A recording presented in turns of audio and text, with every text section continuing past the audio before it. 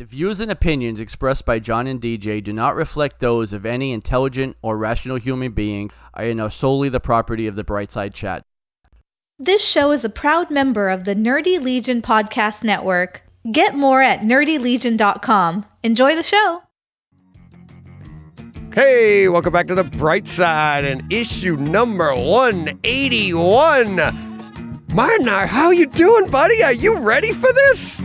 I'm great. This introduction is taking way too long. All right, then let's get into the store.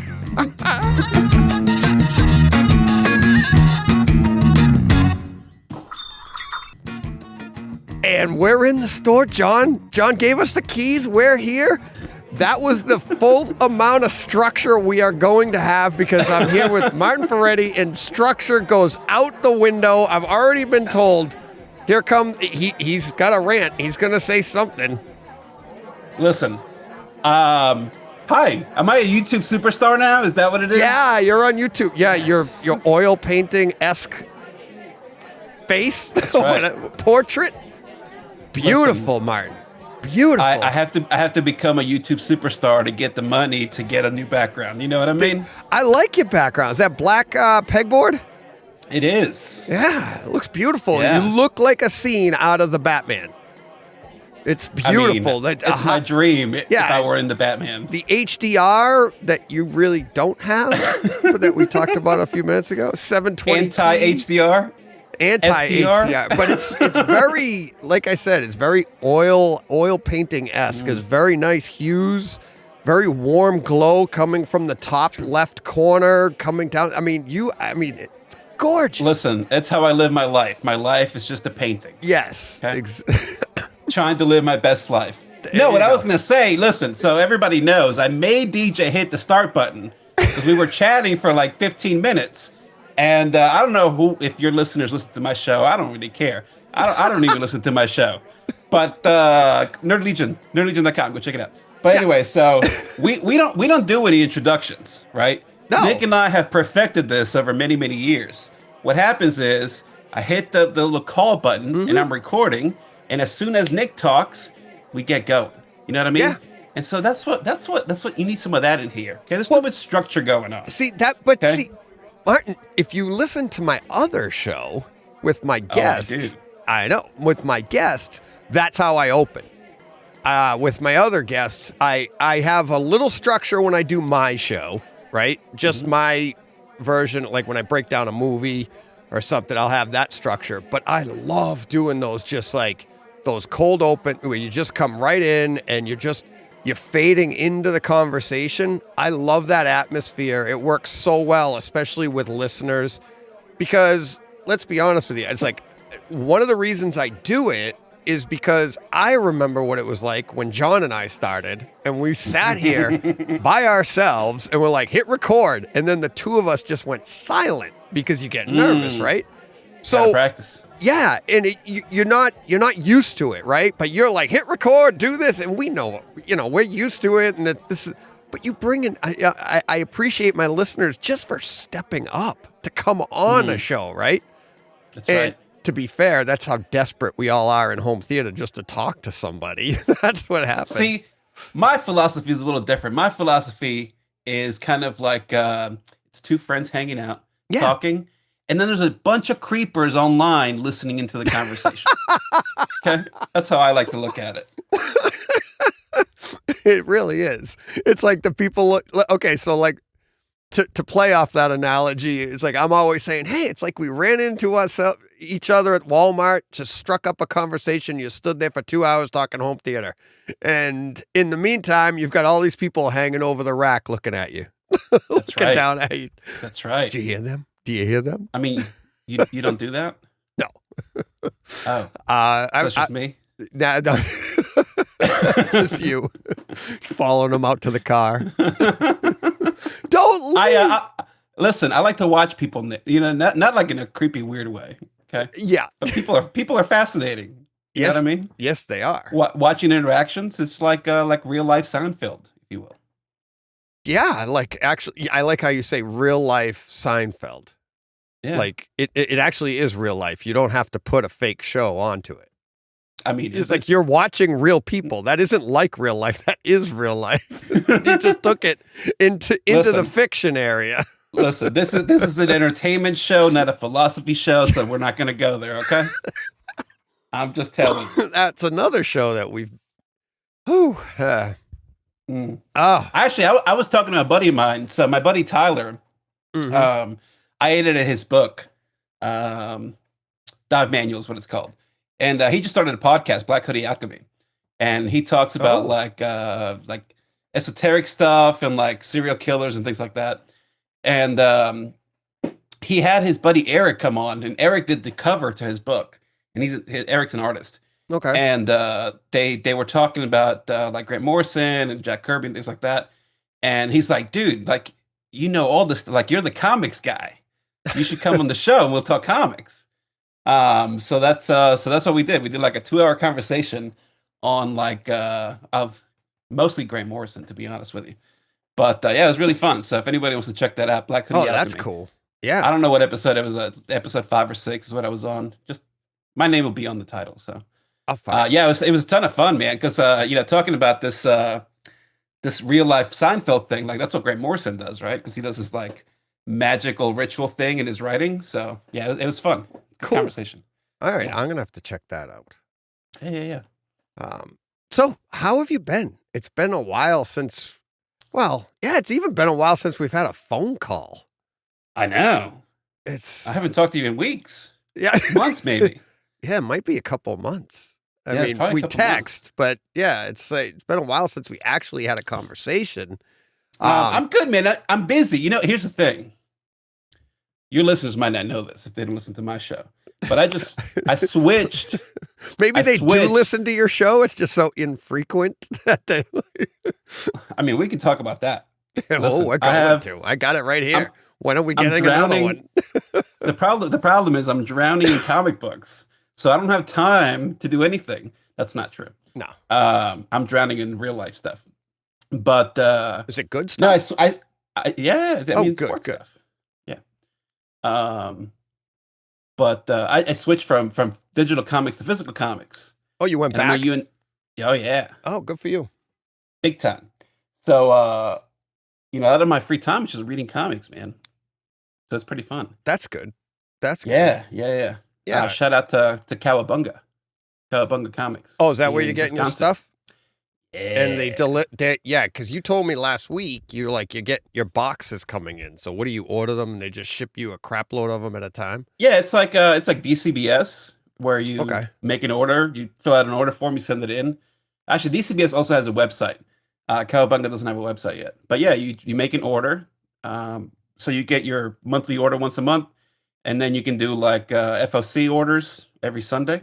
You could actually do all of that through Arkham Comics and Games, which is this podcast. Yeah, you could buy everything through John. Why didn't John say something to me? Because what do I look like, chopped liver? Exactly. Is it because I'm not from Boston? Is that what it is? Yeah. Especially if you're ordering like a large order. Yeah. Send you a pizza too. What? Like a real pizza? Oh my God! I got this tickle in my throat that every time you make me laugh, it kills. A tickle's called Martin. Yeah. Ooh. But, man, where did it go?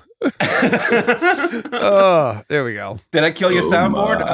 That's right. There we go. Oh my. But yeah, it's been really fun, man. Going back to physical comics. I've been reading comics for 30 years, 31 years. Digital's just so easy, though. It is. It's so easy. It's like you just pull up. I love the physical, but for me, what I loved about the physical was getting back in the store.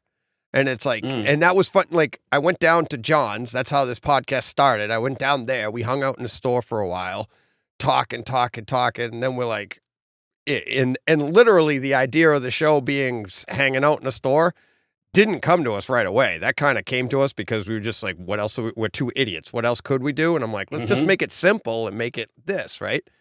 And so once we did that, I'm like, I got to go back to the store. And I'm like, so I found a store up here, and I loved it. I loved going in and talking to the people and talking. It's fun, man. Yeah. And then because of the show, I was actually going in and actually talking to their customers and, for research for the show. And they were great. They allowed me to do it. But yeah, Friendly Neighborhood Comics, which went out of business pretty much because of COVID. Sad to say, but he's doing well though. He opened a liquor store, but he was already in the process of doing that before COVID. It's just that when COVID hit, it was like, why am I struggling here? They just closed that down, and he does hope to open it back up. And he is actually selling comics out of the back of, like, he literally has a comic section in his liquor store. Is it like you have to go through like a gauntlet? And know the secret password to get to the back room. Yeah, it's the reverse. It's like, when you go into it's like, what's behind the curtain? Liquor store must be a good business, man. That's like that's like depression proof, right? Yeah. Like during good times, people buy booze because it's great, and when it's bad, people buy booze because it sucks. Yeah. Yeah, exactly. That's perfect. Yeah, exactly. I mean, everything. I'm in the wrong line of business. Yeah, COVID hit. They shut down the gyms, but kept the liquor stores and McDonald's open. Mm-hmm. Yeah, that's crazy. But yeah, no, that's fun, man. So yeah, so I did that, and the only reason I picked them was because I got bullied by my friends. Yes, grown men can get bullied. Yes, they can. But I was thinking about doing this. I know you and John talked about all this comicsology stuff, so I don't want to beat a dead horse. But yeah, I was like, man, I gotta get out of this crap. You know what I mean? Like I've been doing basically purely digital for forever, aside from Batman books, and it just that new site terrible. I know they fixed a lot of stuff. Oh my God, it is awful. It is awful. The Comixology, the way it was before, was so much nicer. Mm-hmm. You could, I can't even say I get what they're doing. I honestly don't. I don't get it because I think it's, why are they they're kind of consolidating their stuff, but now you go on there and you go to search for let me search for Spider-Man, right? And you get Spider-Man t-shirts, Spider-Man DVDs, Spider-Man this, Spider-Man that, Spider-Man that, Spider-Man bed sheets. Oh, and then scroll down a little further. Spider-Man #1. Oh, there it is. Yeah. Right between the bed sheets. Some of that stuff did get better, and you had to be oddly specific about what you wanted. Yes. But again, some of it has gotten better, but it just wasn't the same experience. You know what I mean? And then Apple likes to take their cut, so part of the deal is you can't buy on the app anymore, right? And the app's not really an app because it's just a front end to the website. So you have to go online, buy your stuff, and then you see it on the app. And that's just too much hassle, man. Comixology was always that way, though. Comixology was because I read everything on my iPad, but when you're in the app on the iPad, you can't buy anything. And never were able to. So I'd go onto my phone, or you'd back out, like you said, go onto the website. Mm-hmm. You'd buy it, and then you'd be like, okay. Then you go to now it's all through Kindle, basically my Kindle app, and you go on there, and then it just shows up. So you're like, okay. Well, see, and I didn't know that was part of the experience because I wasn't doing it. I mean, look at my phone. I have an iPhone 12 mini. You know what I mean? Yeah. I'm not going to read comics on that. But if you see me looking up constantly, I have a second monitor on top of my laptop. Yep. And so that's it's a 37-inch, so perfect for comics. You know what I mean? Perfect. 37-inch comics. I think. Is there a comic here? Especially if you read it by panel. Let's see here. Yeah, you could probably fit 6 or 7 comics at least. By the way, I haven't read it yet. Everyone's favorite, John Romita Jr. Amazing Spider-Man #1. And you know what? They got me too because for some reason Nick suckered me into getting this book. I don't think he actually did. If I listen to my own podcast, I know for sure. But I like to say that he suckered me into buying it, right? Because he loves John Romita Jr. He does? And no, he doesn't. Oh. He likes him more than I do. But anyway, so I saw the order form come in, and it was on there. And I was like, you know what? New Spider-Man book, I'll jump on. Because I like to try them every once in a while. Yeah. And, but I was like, John Romita Jr., ugh. But see, they got me because, when you're doing your comic order, you're doing it 2 months in advance.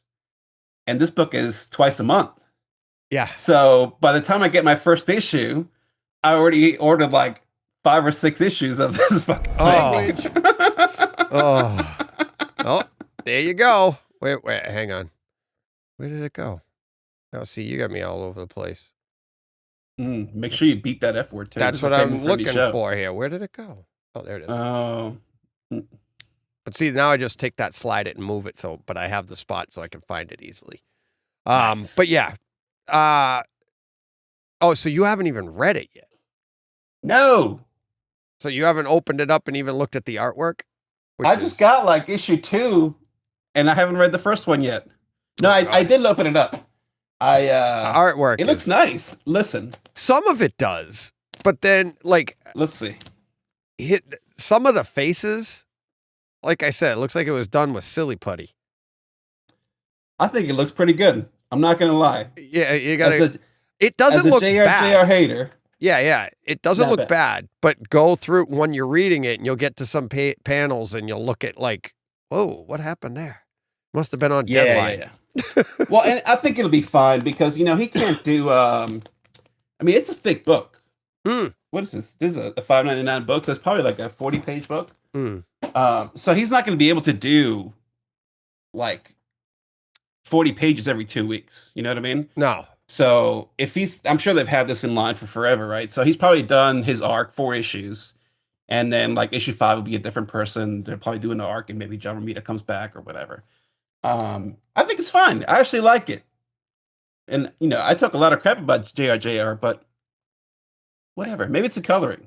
Who knows? I actually do like his artwork on Spider-Man in costume.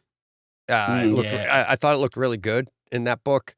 And I really like the story, and like John and I went back and forth on it. I think it was last week when he was finally like, "Oh, I read it," and he didn't like it. But at the same time, one of the discussions we had was, where do you go? It's like, it's so difficult to take a guy like Peter Parker or Clark Kent that's supposed to be all good and they're supposed to be. How do you tell a story that's fresh nowadays? Clark Kent's been around over 80 years. Peter Parker's been around coming up on it's 60 now, right? And you're like, they're all good. So where do you go from there? You have to change things up. You've got to do something. So I don't blame them for, kind of changing the story arc a little bit, changing what Peter Parker, like John said, he goes, well, he's kind of a dink in this. And it's like, well, yeah, but what else are you going to do? You got to give him some color to get that story to move, to get people going. I mean, when is Peter not a dink? What do you mean? He's always good at heart. He's like Clark Kent in that way, that he's because that's what drew me to Peter Parker when I was a kid, is that he was picked on. He was a smaller kid. He was this, that, which of course that resonated with me, and you're like, oh man, if I could get some superpowers. Come to find out when I got older, they were called jujitsu. I didn't know that then. But yeah, but he's good at heart. He's always trying to do the right thing. He's not, you know what I mean? He doesn't have any bad intentions, but you have it. Then you go to the other side of it where you look at a guy like, oh Jesus, Batman. Yes. Yeah, it's just vengeance, and which is from the Batman, but that it literally is his motivation. He sees his parents get killed, and then the rest of his life is motivated around his costume is dark. His life is dark. Everything is it though? Dark. Listen. I know this is not what's your comic segment? It's not Real World. Real World's the other stuff. Checkout. This is not Checkout. No. But this comes up. I don't know. Have you read the Flashpoint series that came out? Oh yeah. The new one? Okay. The new one or comes the up, old one? No, the new one. Flashpoint Beyond? Is that what it's called? called? No, I haven't read that. Here? I haven't read in the other Beyond. room. I haven't read Beyond.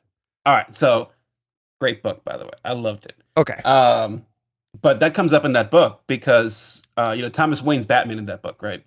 And so Yes. there's like a lot of inner dialogue with Thomas Wayne, and he's talking about like how Flash went into this Flashpoint universe and tried to explain to him how, like, in his world, he and Martha were the ones that were killed, and Bruce became Batman, and like the motivation for him is to like make sure that what happened to his parents doesn't happen to anyone else. Right. Right? That's not vengeance. But it is. I know what you're saying. It's like I get what you're saying. Vengeance would be like, I'm gonna go get Joe Chill.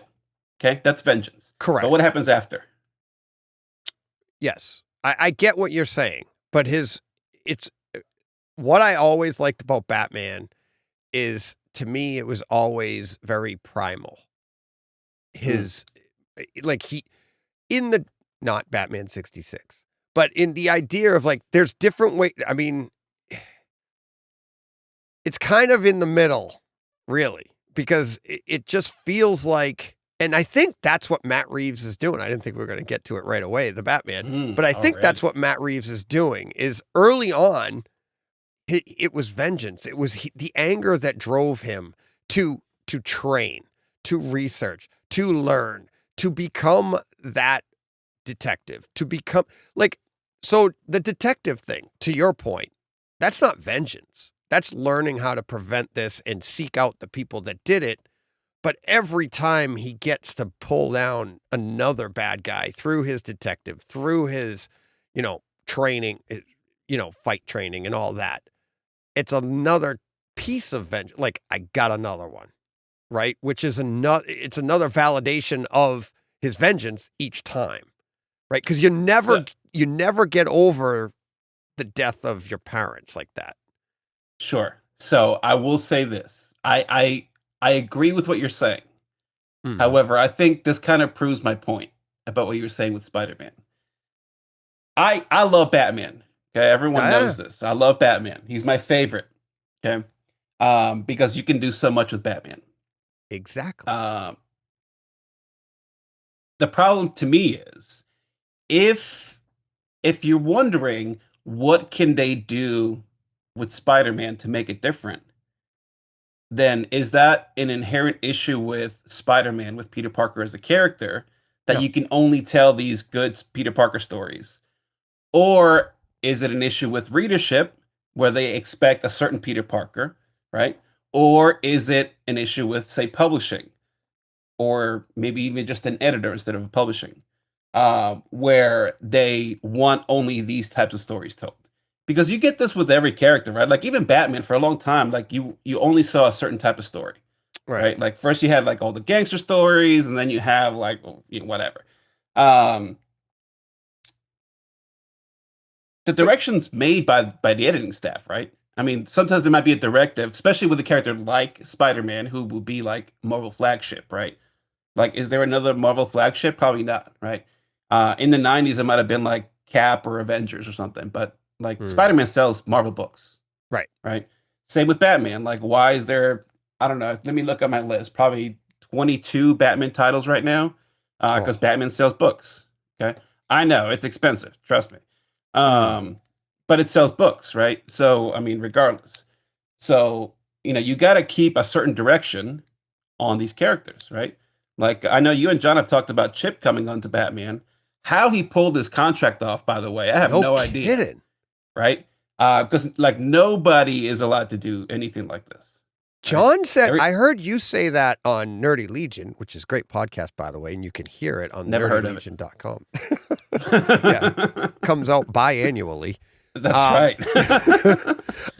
But I heard you say that it's like nobody done that. But then John said, no, people do it all the time. People are on. Yeah. He said, I'm like writing at the same time on the same place. Yeah, exactly. If you're on the YouTube, you see what? Looking over the glasses. Right. Look, another oil painting shot. All right. So people might do it. However, if you have an exclusive contract with a publisher, you don't do it. Right. So like Jeff Lemire had an exclusive contract. That would eliminate the word exclusive. Well, right. So but it's exclusive against DC or vice versa, right? So like when Jeff Lemire was Marvel exclusive, he couldn't write DC books, right? But he could do like all the Valiant books that he was doing, right? Or his indie stuff that he was doing. Right. But like a guy like Chip. Yeah. Who's writing, I mean, obviously longtime Daredevil writer, probably the best Daredevil's ever been. And is he a long-time writer? Because I had just come back, so I didn't. It's been a few years, yeah. No. I know that run, but had he written Daredevil before that? No, who was before that? Charles Soule, I think, did before Chip.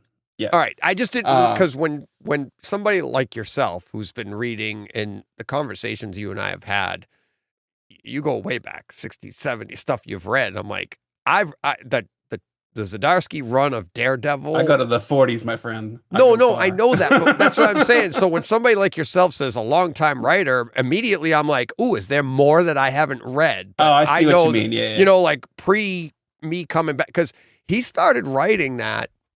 Like John and I started our podcast in October of 18.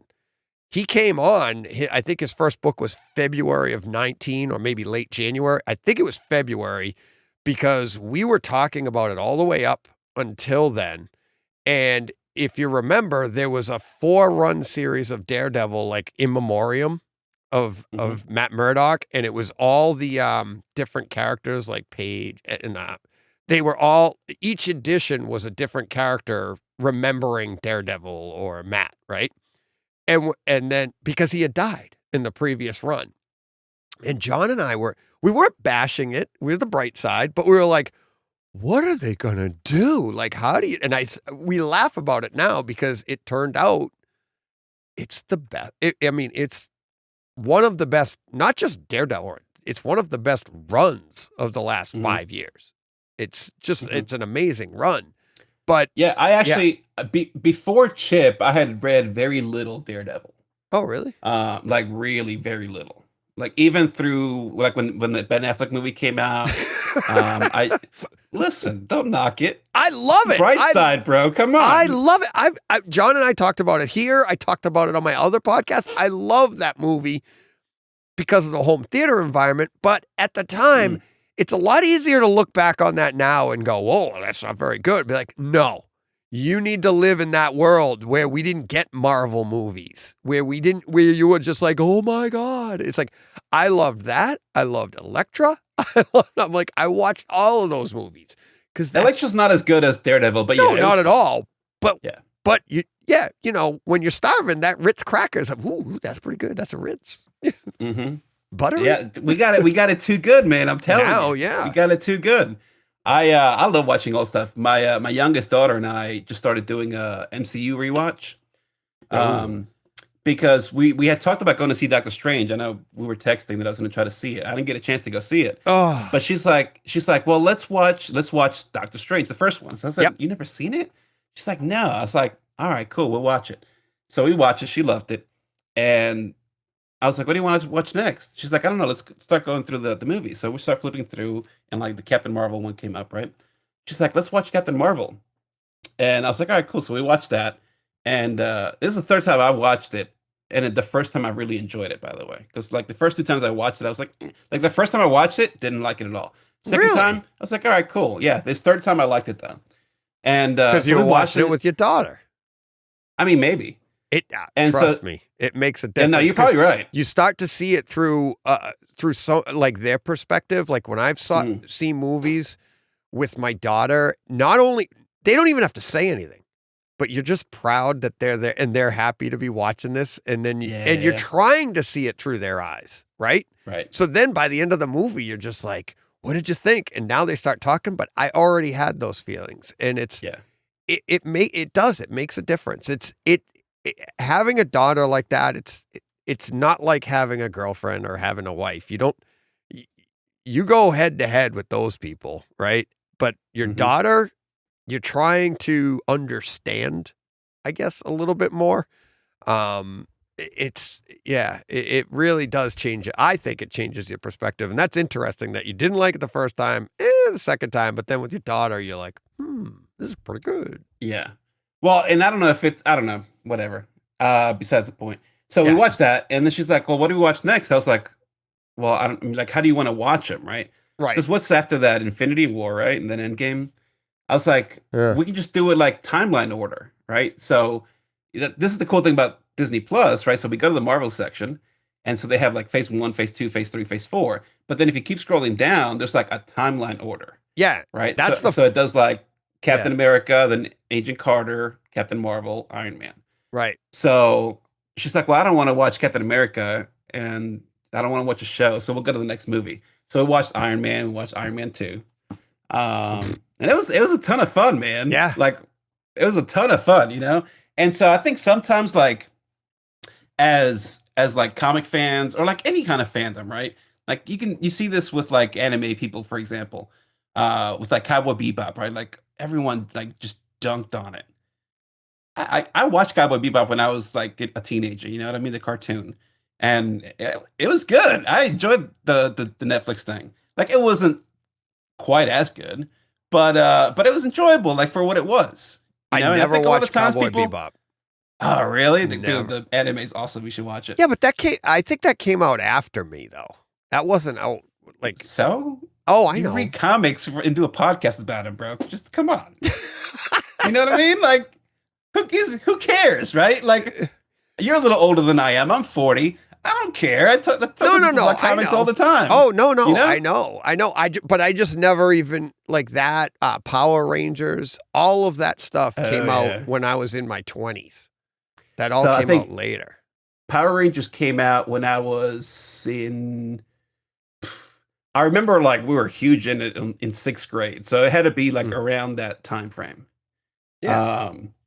But I lost interest pretty quick. But yeah, dude, like, here's the thing: being an adult nerd is like the best freaking thing possible. You know what I mean? Oh yeah. Because like you have hopefully some like disposable income that you can buy stuff that you loved as a kid, right? And like you don't have to explain anything to anybody, right? No. Like by this point, like you're married, I'm married, we both have kids, and older, your kids are a little bit older than mine. And so like it's like extra fun. Yeah. Because you can get your kids to do this stuff with you, right? Like Yeah. you watching the Harry Potter stuff with your daughter, right? Yep. Like we're not big into Harry Potter here, Yeah. but like, you know, Shazam, like that's my 18-year-old's favorite, so she watches it like once a week. Oh really? Yeah. Zoe That's and I cool. watch like Suicide Squad all the time. And like they're not great movies, but who cares? You know what I mean? Like it's fun. And you get to be like in this, I don't know. See, the thing to me is with especially all these comic book movies and all, very rarely can you put a fine-tooth comb on these and be like, that's a great film. They all, Except for the Batman. the Batman, I would say Nolan's Batman's Yeah. pretty good. Third one, I think wanes a little bit from that, but yeah, most of them are just, especially the MCU. I love the people that are like, oh, it's just so formulaic. Yeah, no kidding. So is a Big Mac, Yeah, but I mean- they're selling billions. Like, what the hell? That's how they sell billions, is they make Right. it formulaic. Yeah, you know what you're getting. You're having a good time, and that's it. Walk out. You're not changing the world here. And let's just have some fun. And that's why I really wanted to see. I was hoping you would have seen Multiverse of Madness, because, like, I was trying to explain to John, and he gets it. He sees what I'm saying, but like you're going through with your daughter, there's so many for kids or anybody coming into the MCU now. It's daunting. But I think when you see Multiverse, you'll see what I'm talking about, and that you don't have to have seen any other movie. And I've had people push back on me on Twitter and stuff, and they're like, "Oh yeah, but what about WandaVision?" Yeah, well, you don't have to have seen it. You Right. know, like when you see Multiverse of Madness, you understand every single character. It is all actually explained within the movie. It's all self-contained. You want more information, just like in the comics, they put it, and that's what I said. That would have been really cool. If God, they I had, missed that. imagine if they put that at the bottom of the screen. Now, you haven't seen the movie, but say they start referencing, they make a reference to WandaVision, and at the bottom of the screen, and maybe like with in a yellow box with an asterisk, see WandaVision episode 2. How cool so would that be? You might remember pop-up video on VH1. Yeah. Do you remember that? Okay. Mhm. They should do that, at least even through like Nick loves watching commentary on like behind the scenes. I know and he stuff does. like that. Yeah. I'm not a huge into it. Like every once in a while I'll watch it. But think about doing that when you get like the Blu-ray, right? Or like even a streaming copy or whatever. Like turn on pop-up vision and like boom. So They you get could like do little that. word balloons on the like how easy, right? Yeah. And think about the audience, right? Like the comic audience, now comic movie audience will be a little different, but comic audience is like our age, right? Like there's not many kids reading comics. Okay. The comics that they read is going to be more like stuff that they get at the Scholastic Fair.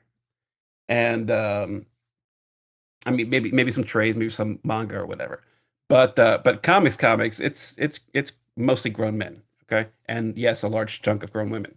I got a deep thought for you when you're done with this that I want. Oh no, go ahead. I like deep thoughts.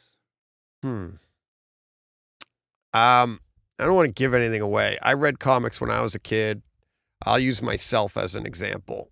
Do you think there's too many other, and I'm going to say quotation fingers, too many other solutions today? When I was a kid, I had issues. I had personality issues. I was a small kid. I had a temper. I had this. What do you do with a kid like that? Well, read. Do something. Just calm down, right? And I read comics. And because it was easy for me to read, the way my mind works, it was easy for me to digest. I think back, and my wife, who this is what she deals with every day with all these types of kids. And I think back and I'm like, can you imagine like back in the 70s? And it was like, just concentrate. It's like, but my mind doesn't work that way, right? But that was the structure. But at the time, it was okay. Hey, we're happy he's reading. Just give him a comic. Is it possible that we're not even exploring that anymore? We're just too busy we're either medicating or there's too many other solutions, and I say in quotations again, that we're not allowing the kids to just like, here, learn to deal with it on your own. And sometimes that's how you learn how to deal with these things. Listen, issues. You promised me this would not be a philosophy podcast. Okay? I didn't promise you anything. Here we are again. Hey, it's us. But this is why we have phone calls that last 2 hours. I think you're absolutely right. I think I don't think we let. It's not just about letting kids be kids. I don't think we let people be people. Exactly. You just like, I love to meditate, right? And we've had many conversations about that because you're like, you've got to do it. I'm like, I can't. I mean, you don't have to, but it's, I think it's a good practice to have. No, it is. Because like, it's so hard to focus on doing nothing, right? And I think like, there's so many distractions that it becomes like harder and harder every day that you don't practice a skill like doing nothing. And there's really nothing. There's like this weird stigma about boredom that I don't understand. Like people don't want to be bored, and like, yeah, no kidding. That's the point. Like boredom breeds creativity, right? Like if you're not bored, you're not creative, right? You're just like following steps. And like that's the most boring life. You know what I mean? Right. But I would also add to that though, it's what breeds creativity is obstacles. Okay. A creative looking river had obstacles to make it create the path that it did, right? If there was no obstacles, it would just be a straight line.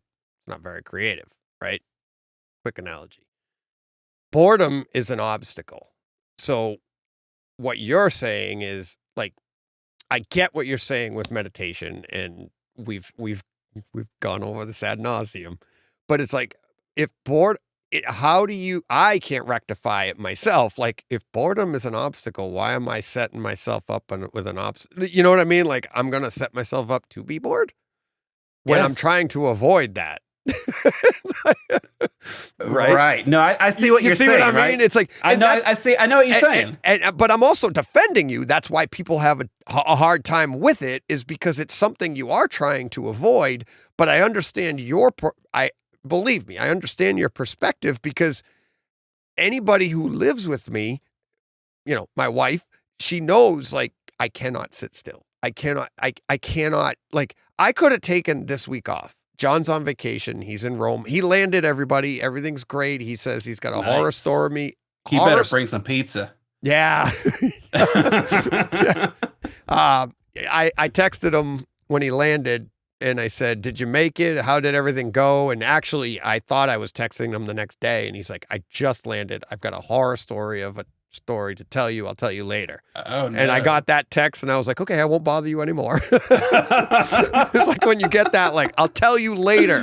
Okie dokie. But no, he's happy. He's there. Everything's good. So now I just got to get him home.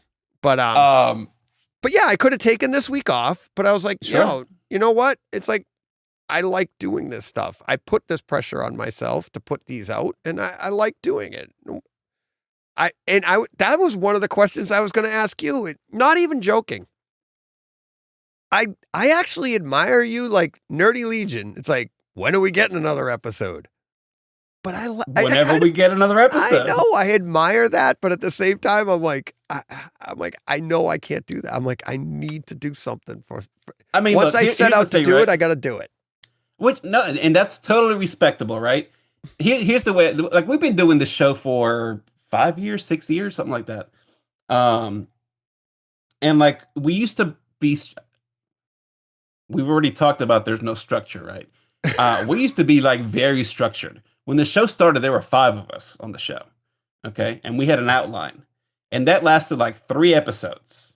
Okay? Oh, really? And then some people didn't like that it was becoming less structured and started leaving. And so it ended up being just me and Nick after that. And then that's when the show became what the show would end up becoming. Right? Because, like, we were the guys, we just wanted to hang out and chat. Right. You know what I mean? Like, what did we read? What did we watch? Like, what's going on in the world? I don't care who's listening, right? Like, if I have 1 listener or 1 million, great. Like, I'm just here to talk to Nick. You know what I mean? Oh, yeah. And that's kind of what John and I do, with a little bit more structure. But sure. But we've actually lightened up our structure too. We've dropped some segment, but we do. And what's funny is the most comments we get is the people love that banter. They love, like, what we're doing right now. They love the chat. They love the talk. And it's like, if you're into the show, just like when you get a new show, I'm like, all right, great. Your last few episodes have been like 3 hours long. And it's great. It's true. And it's like, I mean, it's just like, sometimes it works out, and like, you get the audience. Well, what's that saying? Like, Nick and I are not the heroes you deserve, but no, what is it? The heroes you need, but the heroes you deserve. I just made that quote up. Yeah, that's why it's a quotable. You're doing a show, right? And so some people like that you're talking about whatever, and they know, like, they can go to a certain timestamp and get like a particular type of conversation, right? And that's totally fine, right? Like, as long as that's fun for you, that's all that matters, right? Yeah. Like, if it becomes a chore for you to have to do timestamps and segments and stuff, that's a different story. But like, what if one day you quit doing it, right? Like, what if people listen for FOC and you quit doing FOC? Right. Then people are going to stop listening to the show because you're not doing FOC.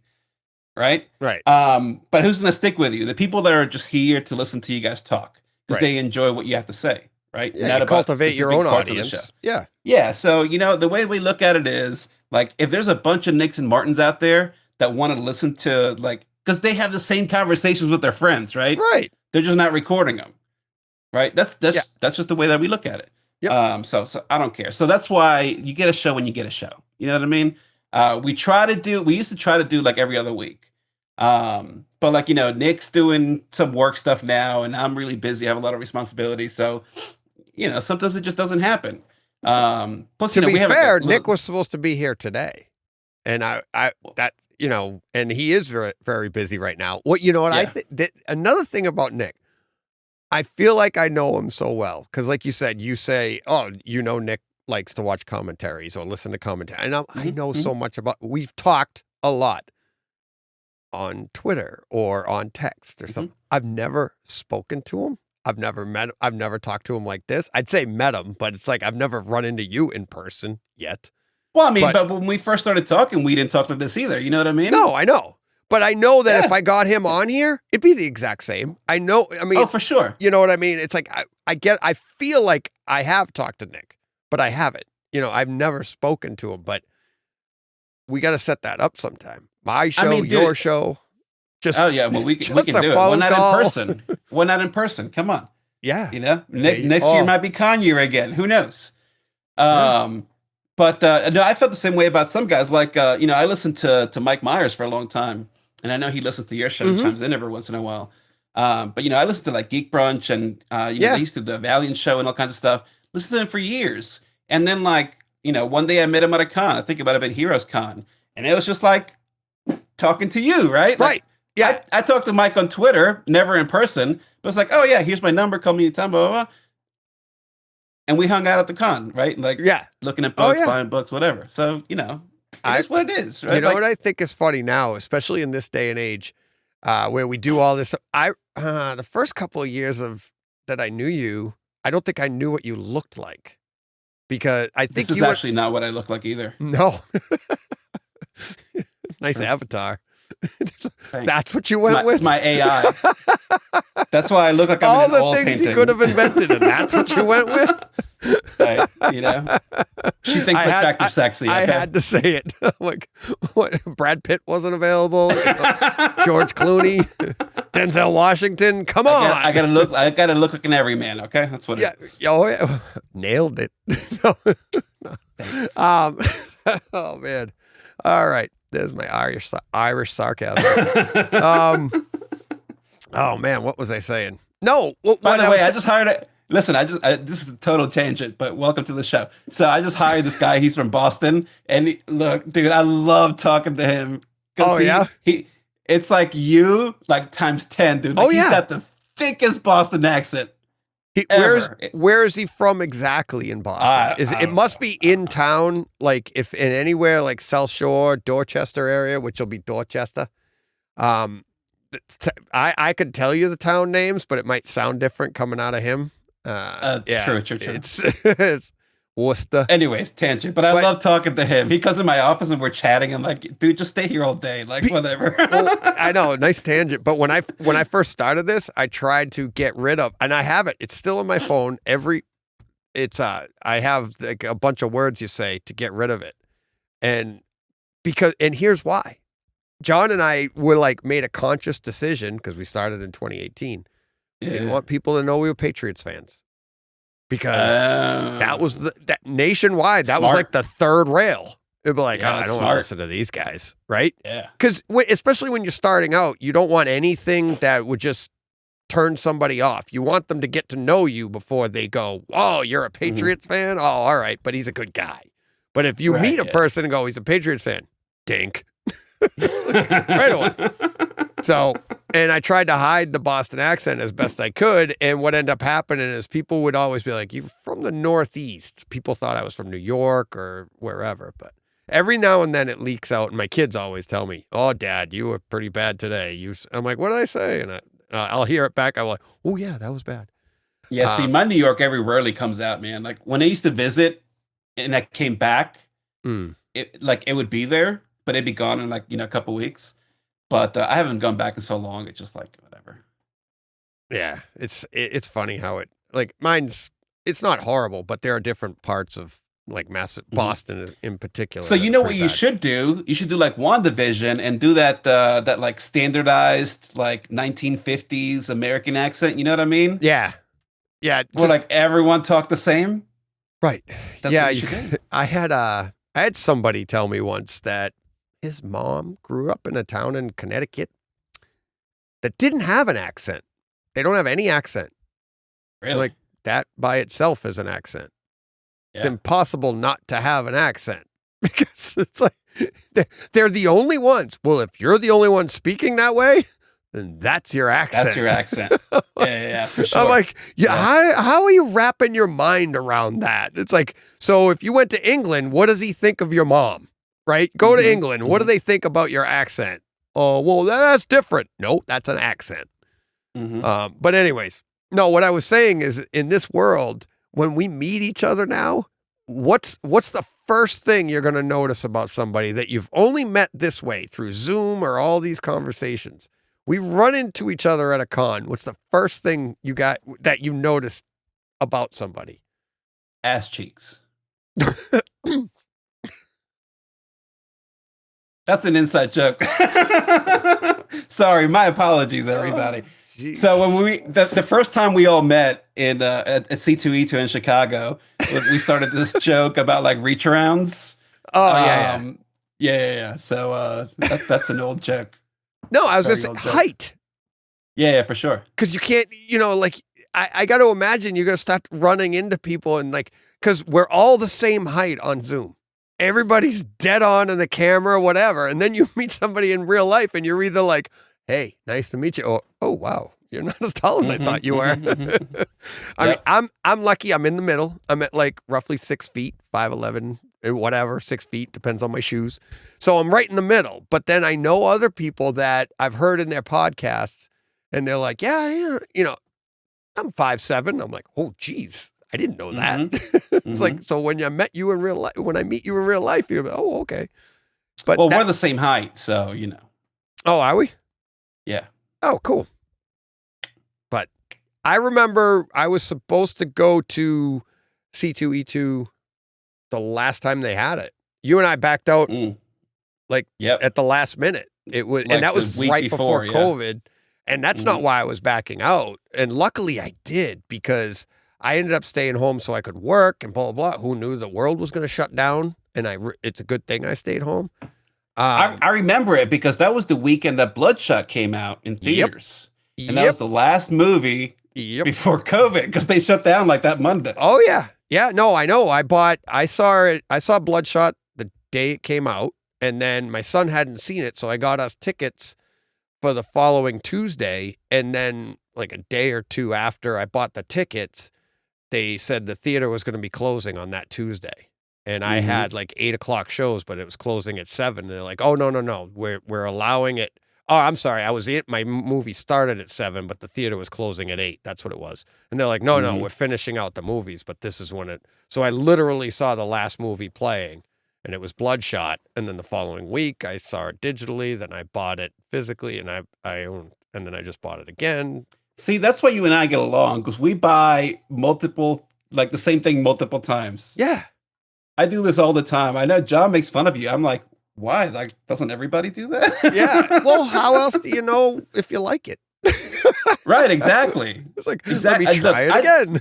I try to tell my wife this, right? Like, she'd be like, "Oh, let's watch whatever movie," right? And I'm like, "Okay, so I'll buy it." She's like, "No, why would you buy it? Just rent it." I'm like, "Why would I rent it? Like, if you're paying $5 to rent it and like 15 to buy it, just buy it." Right.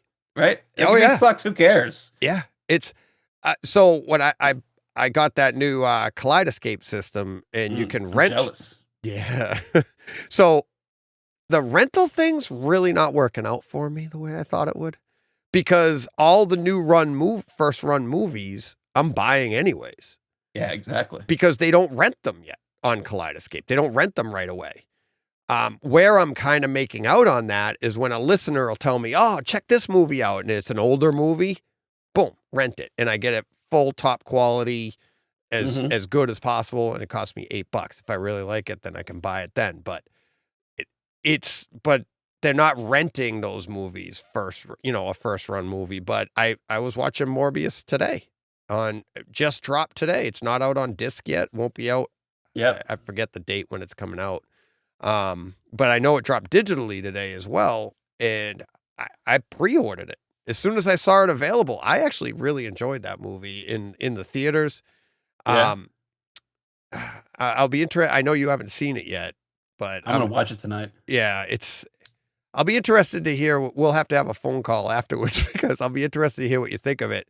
Because you know Morbius though, right? Have you read Morbius a lot? Yeah, dude, listen. That's why I'm surprised Morbius you didn't see it in was the theater. Jam in the 90s. No, I don't like Jared Leto. That's my thing. Oh, he's pretty good. Pretty good. Yeah? Okay. He's pretty good in this. All right, let's get into that then. Why don't you like Jared Leto? I don't know. It's one of those like I All right, so he's great in Blade Runner, 2049. Yep. Which I could imagine, like in your theater, that's got to look awesome. Because That's an awesome movie. crappy TV, it looks great. But yeah, he was great in that. I'm trying to think what else I liked him. I liked this band for a little while. 30 Seconds to Mars. Yeah, I don't get into that. I'm not into that. Okay. You know what I like about him? I think he's like a Christian Bale. He's an artist. He's a true artist. He likes to get into, and it cracks me up when people don't like that about actors. They're like, "Oh, why does he get so into the role?" What? Like, you don't want That's somebody the point to of commit, acting, right? right? Yeah. It's like, yeah. I mean, so everybody makes fun of Ryan Reynolds because Ryan Reynolds is just Ryan Reynolds, right? So they're going to bash somebody that's really not acting. But then when somebody actually completely submerges themselves into something, becomes that character for the life of the time that they're playing it, well, that's ridiculous. Well, what do you want? Which one? Come on. Well, you want the norm? Yeah. Okay, Tom Hanks or whatever, I guess, is the norm, is the middle ground where he can play a good role or so. I don't know. But I guess. I like that. Like, Christian Bale, the same way. You've seen what he's done with his body for his roles and how he really gets himself into these things. And yeah, I find that fascinating. And I think he does a great job. He won an Oscar too, didn't he? For Mr. Nobody, right? Was that what it was? Yeah, I think it was Mr. Nobody, which that was good. Here's the thing. I don't know if it's like, it's one of these recency biases thing, right? I didn't like his Joker. That wasn't him, no. That was the story that's the story they told. Yeah, no, I know. But like, I've seen like the cuts, the scenes that they cut out and all that stuff. Like, I just didn't like it. Like, it's fine, right? I don't hate it, but it's not like the kind of thing that I would have wanted to see. It worked fine for the movie. And so I think, like, as a result, I just have this, like, jaded thing because I remember his Joker and I'm like, eh. But then I remember, like, dude, like, I've known this guy for forever, right? He was in, oh, God, my wife watches that movie all the time. What's his name? With Marlon Wayans and Jared Leto, Requiem for a Dream. There you go. Yes. That's, like, one of my favorite movies of all time. Like, yeah, dude, it's like a crazy movie. Yeah, exactly. Yeah. It's a depressing I'm a crazy movie. person, so yeah. But yeah, I love that movie, and he was freaking awesome in that. You know what I mean? So like, he's a good actor. Yeah. There's something, I don't know. There's something about him that I don't like. I love watching. Have you seen like his YouTube when he posts his like cult videos? No. Oh, dude, they're hilarious. So and like he just like goes into it. So he's got this band, right? 30 Seconds to Mars. And I think it's like every year they do like a fan retreat where it's like the whole band and like, 100 of their fans go to this island and like stay in like cabanas and stuff. And like they do like a concert for them the whole weekend or whatever. And they do like meet and greets and they eat with their fans and whatever. And like on the last day, they're all wear like white robes and take a group picture. Because like people were saying that he's got like this cult going, right? With these women. And like, I think that's funny. And obviously he thought it was funny. So he just played into it. And like, now they do it on purpose so that people be like, oh yeah, the Jared Leto cult. And he's like, yeah, whatever. Who gives a shit? Right? Language. Like, language. Oh, yeah. See, I'm just listening to you. Thank you. So and I think that kind of thing is hilarious. But I mean, like, he is a good actor, right? He's a method actor, and I respect that. I couldn't do what he does. You know what I mean? No, I know. Like this is what I do. I'm an idiot. You know what I mean? Yeah, like, exactly. I can't it's not do it. acting. It's Same with like Ryan Reynolds. Like, yeah, he plays Ryan Reynolds. Can you do what he does? Like, Nope. probably not. No, Right? no. So I don't listen to any of that criticism, man. People are just dumb. Like everyone's dumb. Yeah, Right? Like at least I know I'm dumb, right? Like there's that's too half many people that don't that's know half how the dumb battle they right are. there. Knowing what you Yeah, don't that's know. right. That's right. But yeah, he's fine. He's fine. He's been in some great roles though. Yeah. So I really like I said, I enjoyed Morbius. I can't wait to experience more of it in my theater because That's right. That's what we were talking about. Yeah, we were talking. So I remember, right? Growing up listen, everyone rags on the 90s, on 90s comics. Let me tell you something. 90s comics were the best comics of all time. Okay, especially like that's when you grew up. Well, that's probably true. But like 1990-ish, maybe 91 to like 94. Okay. So you're saying from when Superman 95. died till what happened in 94? I wasn't big into comics in the 90s. Marvel bought Malibu Comics. Oh, okay. Roughly around that time. So like those like 4 or 5 years in the early 90s are like not good, but some of the most fun times in comics, right? Because that's when you get like, you know, during the like mid to late 80s, you had all this like super dark stuff, right? Like everyone's trying to be Frank Miller, right? And everyone's just doing dark, right? Let's be like Frank Miller. Let's do what Alan Moore's doing, right? Like all these British Turtles. people are coming over, right? Because like comics in Europe are different. Like even now they're totally different, right? I've talked about one of my favorite comics. I don't know if you ever read Black Sad, but it's an anthropomorphic cat who's a detective, and it's freaking awesome, and everyone should read it. It's a French book, and it's freaking awesome, right? And it's long running. It's super popular. A lot of people haven't heard it here. I'm trying to think. I can't remember what the company is that puts it out in the States, but there is a publisher that does. They put them out in trade, not in floppies, because they don't do floppies there. They do trades. Right. Oh. So it's kind of like a mix of like Japan would be like in between us and Europe, right? So like we do floppies, and then at the end of the arc you do your trade. In Japan you have like floppies, quote unquote, but they're like 200 pages, right? That they put out every week. And then in Europe they just put out trades, right? And like France has like a huge con scene, right? Like tons of cons, because like these kind of books are super popular. And just like the take is different, right?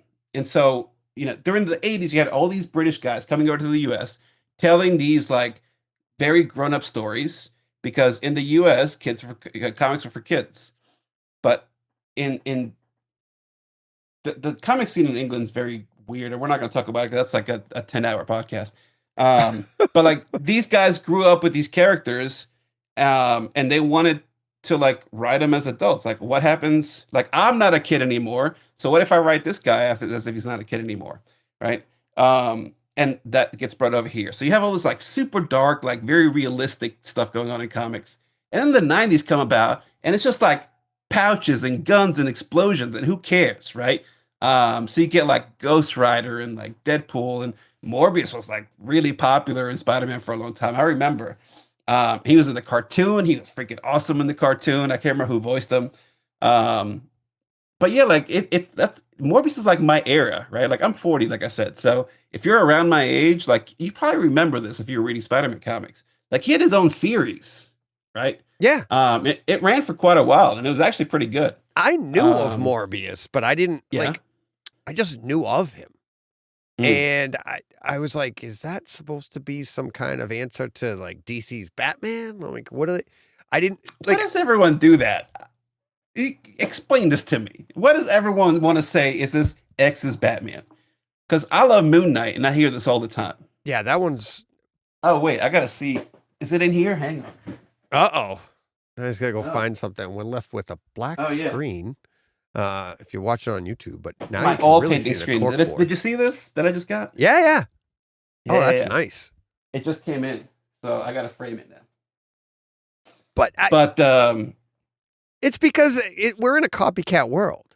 I mean, it's a long-standing history, not just comics. It's a copycat of anything. Something successful is like you get Coke, you get Pepsi, you get McDonald's, you get Burger King, you get. I mean, why wouldn't we think that? You just automatically listen. That's like your first instinct is like you're like Morbius, and it's like the name doesn't have anything to do with Batman, but then you actually get into what he is and who he is. It's like, wait a minute, okay, I see what they're doing here, but they did it a little bit more creatively than say Superman to Shazam or Captain Marvel to how they've done all that.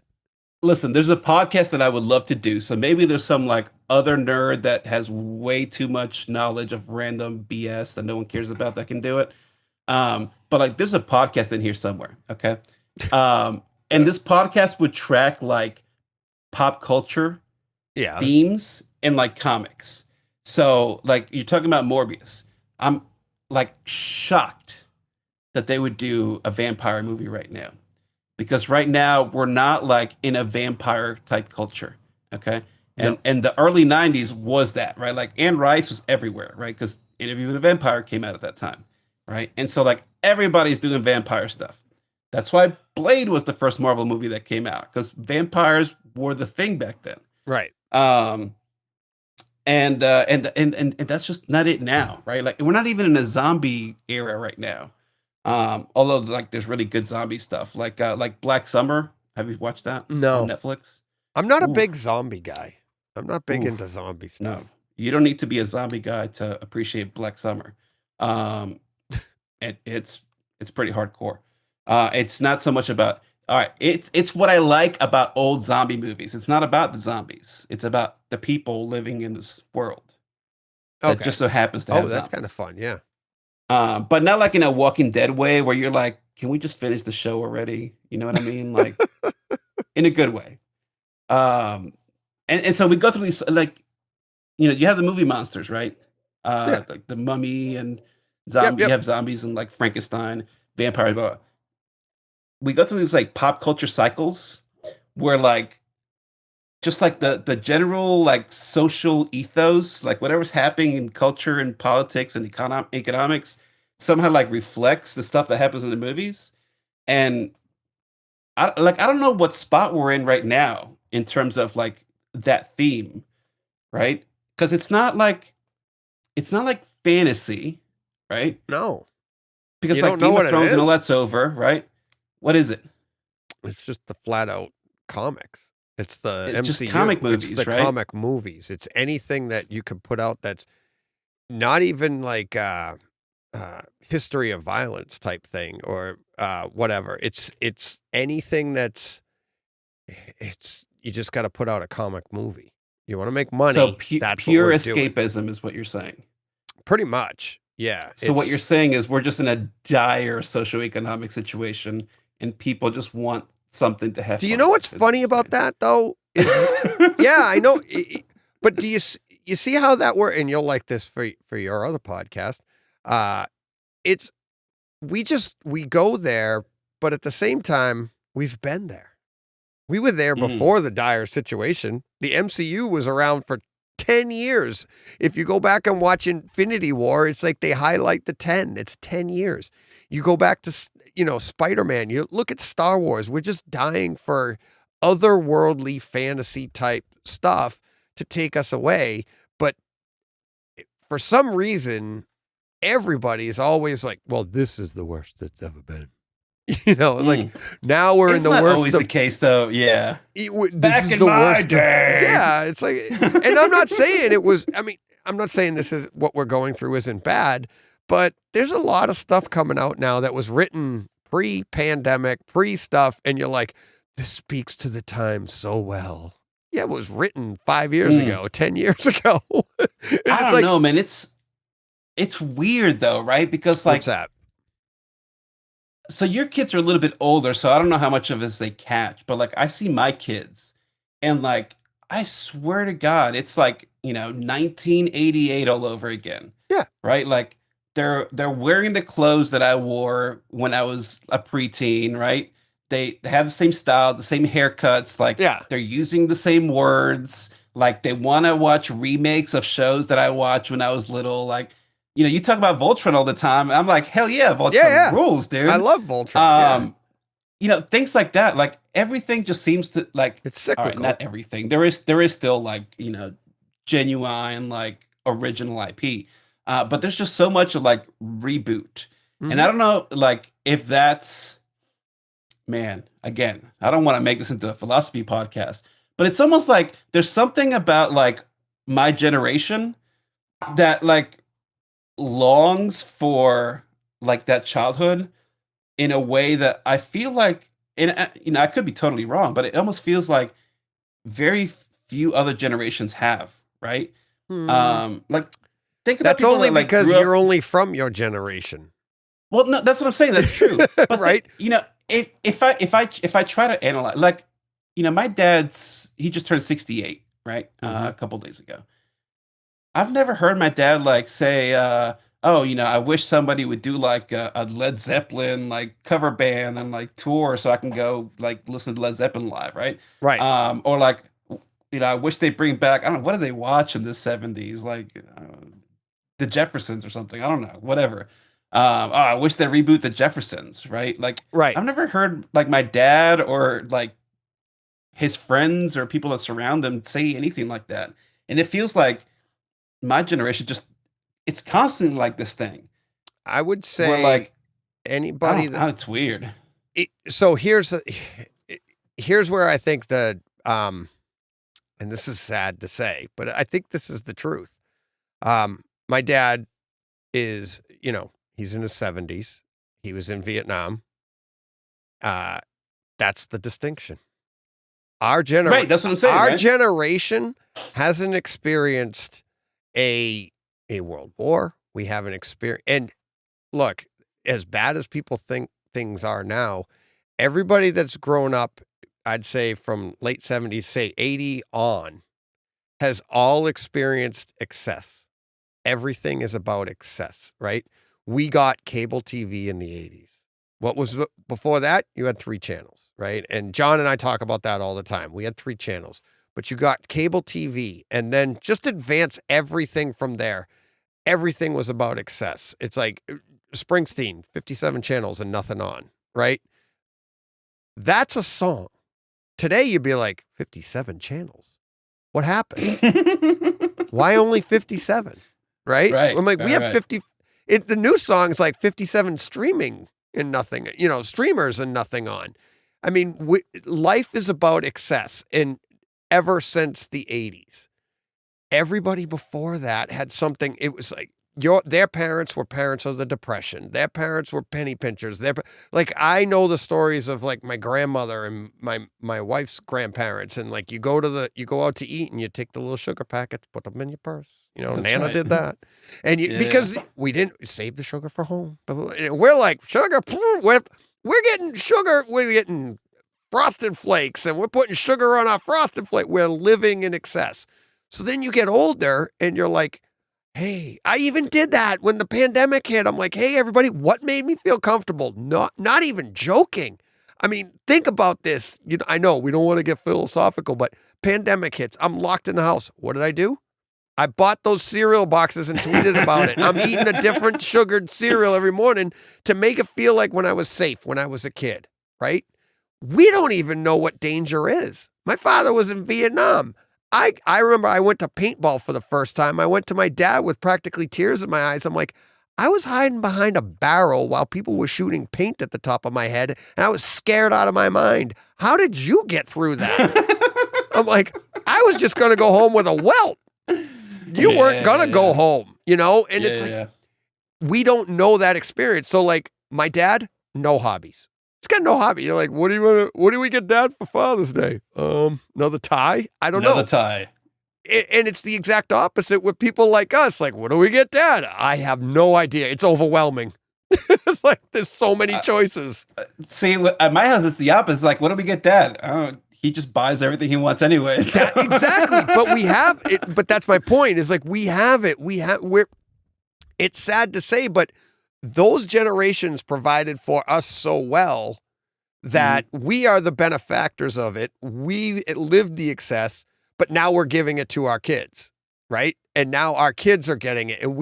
And like you said, it's like we want to go back to when we were kids and we want to experience those things like Voltron again and, Star Blazers and all of it. You want to relive a simpler time, but it's, you always want the next generation to have it better than you did. And that's what we just keep doing. But at some point, there's going to have to be some kind of like step back. And I feel bad for that generation. Hopefully. Can't wait for the zombie apocalypse, man. It's just step back. Exactly. Post-apocalyptic. Yep. John's favorite. Can't wait. But yeah, I think that's what it is. I honestly do. It's like nobody lived to excess. We should have like only talk about like post-apocalyptic comics all episode. Since John's not here. That's what we should have done.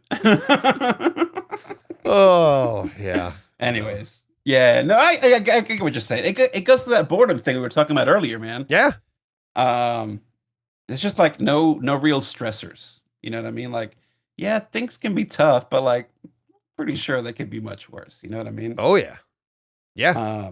Anyways, So bring it back to fun. Let's get out of the for a moment. I'm sure we'll come right back to it because it's us, right? who knows? Mr. Ferretti. I should call you Dr. Ferretti. All the conversations we've had. Obi-Wan. Obi-Wan. That's dropping next week. Yeah. Are you ready for that? Never heard of it. I'm just kidding. Yeah. I don't know, man. I don't think I've ever talked Star Wars with you. No, we've never talked Star Wars. Aside from when we were talking about the Mandalorian season 3. Okay, yeah. That's the only time. Yep. I'm like in a weird space with Star Wars, man. Like, I'm not a huge Star Wars fans like you and John are. I've seen all the movies. I own all the movies. I've seen them many times. But it's not one of those things where like I define my childhood by Star Wars. Like, I don't have you grew any up Star in the Wars 90s in the collectibles. big gap. Yeah. Well, yeah. It's there you go, literally, exactly. yeah, you grew up, you're no heartstrings for you. No, well, I mean, but you know, there was like Star Trek when I was growing up, and I'm not like a Trekkie either. You know what I mean? My thing was, I don't know, maybe I just didn't get into like those shows till much later. You know what I mean? Because like BSG is my jam, but like I was an adult when BSG came out, like the reboot series, not the original. Obviously. Right. Yeah. John and I love. But that. anyway, so like I'm not a Star Wars person, but I enjoy it. I just don't.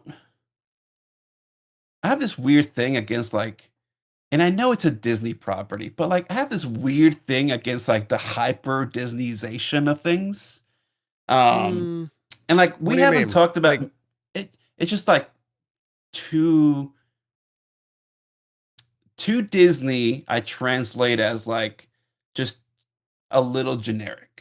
Okay, so like Moon Knight, for example. Okay, we talked about how I love Moon Knight.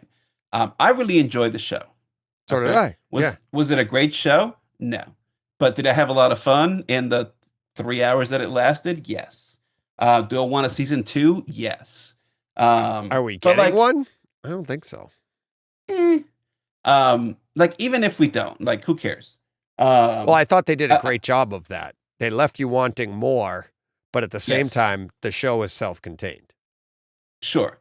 And I think the rumor was something about like Moon Knight in like a Blade reboot or something. I don't know. I don't pay attention to that kind of thing. But like it was a fine show. But like, you know, I own a lot of Moon Knight comics. In fact, I own all of them except for one because I'm a terrible person. Actually, technically, I do own this one comic because I've heard you guys talk about this. Yeah, we talked about number one, is it? Werewolf by Night 32, the first appearance. Okay. Yeah. So, but technically I do own it because I have these like collected editions that were made from like the actual comics, not like Marvel puts out. So technically I own it, but it's not like by itself, right? But outside of that, I have everything. Even ones that I hate, like Jason Aaron. What? Nobody said his name. So, like Moon Knight's gone through a lot of iterations, but even then, like I'm totally cool with like not redoing a story from the comics, which they really didn't do. Like there's elements, but it's not straight from the comics. I just like it didn't. There was no oomph. You know what I mean? In the show, it just felt in the show. Yeah, to me it was like just too generic. I think they were going more for his. Trying to do, they were trying to do their best to portray the character of like Mark Spector and not so much. Moon Knight is Moon Knight, right? And they showed that. Very easy to do, but the depth of the character is the other, not Moon Knight, right? You see what I mean? But so what I would have liked to see that I think would be more appropriate to the comics is like a Daredevil version of Moon Knight, right? They're like the Netflix Daredevil. Yeah. Okay. Like, I think that would fit better into what Moon Knight is Yeah. than what was done. I Right. think, Again, I enjoyed it for what it was, but yeah. like, it's not the show that I would have made as a Moon Knight fan. Well, there's so much more to I think they could have done a 15 episode season. Mhm. That's the biggest problem. John and I have talked about that, is that when Daredevil came out, they were running these as like a normal, almost like a CW show where they were running a 15 episode season. And one of the criticisms after the first Daredevil, of course, they were, this season seems a little too long. And I remember Too long. hearing different podcasts would be like, they just did like 8-10 episodes would be good. 8-10. And I think I was one of those people, by the way. yeah, and I think people, they listened. And now we're kind of dealing with that because we're like, why didn't they flesh out this character a little bit more? And Yeah, but you don't need to have more episodes to tell a better story. Like, if your runtime is what makes your story make more sense, then you're just not telling the right story. well, that's not true. You know what I mean? Well, that's not true. I mean, Go on. you're telling these stories for entertainment purposes. Yes. At the end of the day, it's all about entertainment, right? Yes. If you can give somebody an entertaining story that took 20 episodes, Mhm. as long as you're entertained for all 20, nobody gives a crap, right? Mhm. The problem is, and I'm guilty of this, I talk too much. I don't get to the point. But it's like, so like if I'm going to write a 20 episode story, you're going to be like, seriously, you could have combined that into 10 episodes. You could have cut out all the fat and we could have had a nice solid story. That's the problem. It's not, the length is never the problem. It's Correct. it's the entertainment value within that, right? Nobody ever came home from an awesome baseball game that was an awesome baseball game that ran 6 hours and you were like, that was awesome.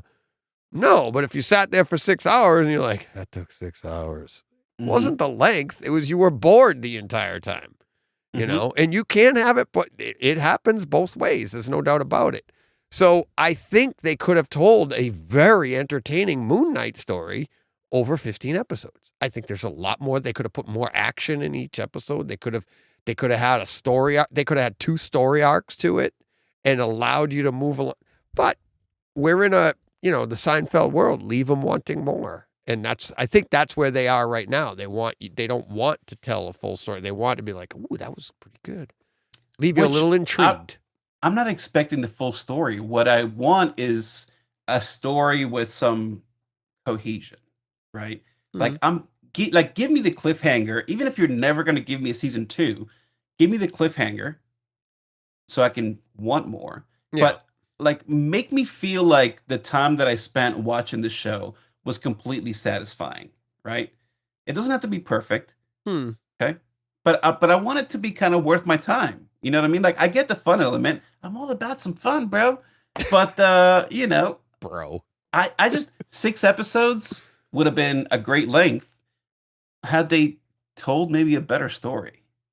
You know what I mean? I don't think the story was that interesting. See, I think it was for the it just masses. felt too generic. Yeah. Well, you're a big Moon Knight fan, It's true. you know, What they say. and that's always tough. It's always tough when Mhm.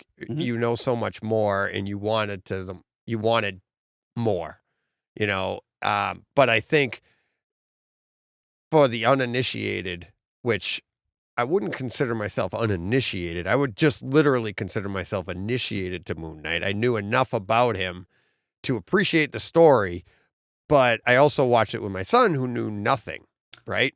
So we did a lot of back and forth while the show was going. I'm like, do you understand what they're doing? And he goes, yeah, it seems like he's got like this multiple personality thing, Mhm. right? And I'm like, good. So I think that's kind of what they were going for, in that it's such a complex character too, that if you did too much, I think it might have got too confusing. If you don't do enough, and I don't know.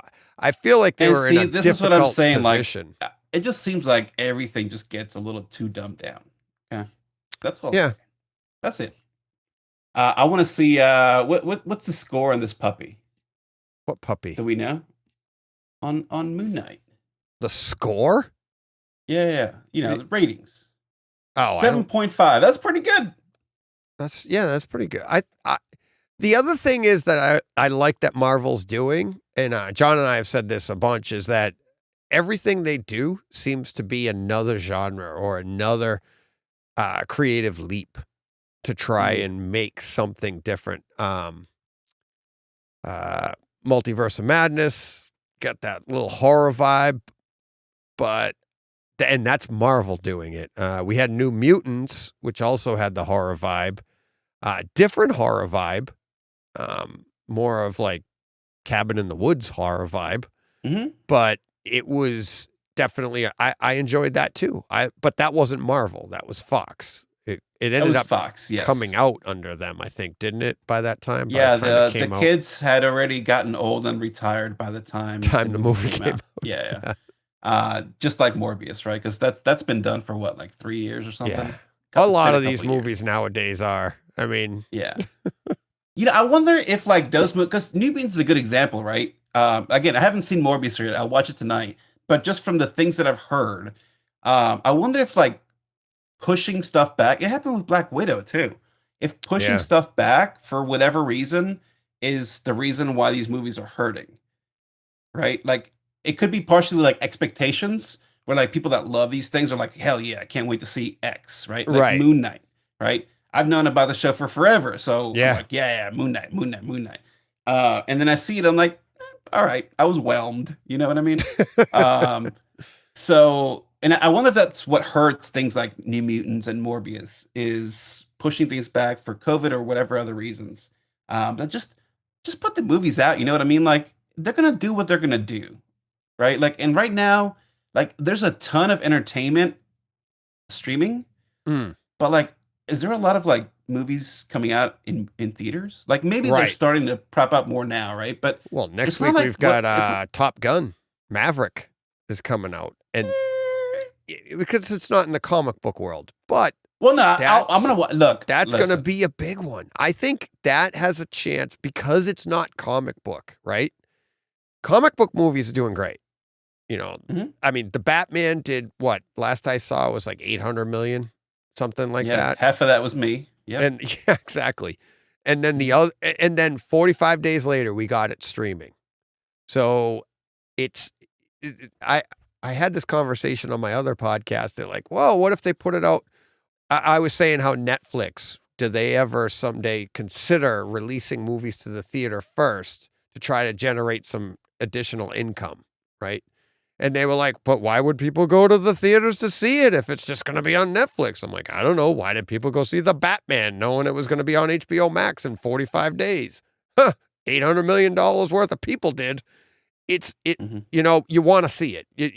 It's marketing. It's all of that. But Top Gun is going to be, in my opinion, it could be the biggest blockbuster. It could be. That isn't. I'm not saying it's going to be as big as the Batman or as, Spider-Man No Way Home or even as Multiverse of Madness, but it's going to be a huge blockbuster that isn't a comic book movie. Well, and it's got that nostalgia thing, right? Because people that grew up with Top Gun are going to be like, hell yeah, I got to watch this, right? And I'm going to watch it, just not in theaters. Listen, I still say negative Ghost Rider all the time. Like, people at work make fun of me, but I say it because I don't care. You know what I mean? I do Negative Ghost Rider? Negative Ghost Rider. I use it all the time. Okay. And that movie's how old? When did it come out? 80 something, right? 86. 86. I was 5 years old when that came out. The day that came out, I was working. I was working at Marshall's up here. Oh. And my girlfriend had just got her license, and she worked with me at the time, but she wasn't working that night. And she called the store and said, hey, do you want to go see Top Gun? And I was like, okay, let's go.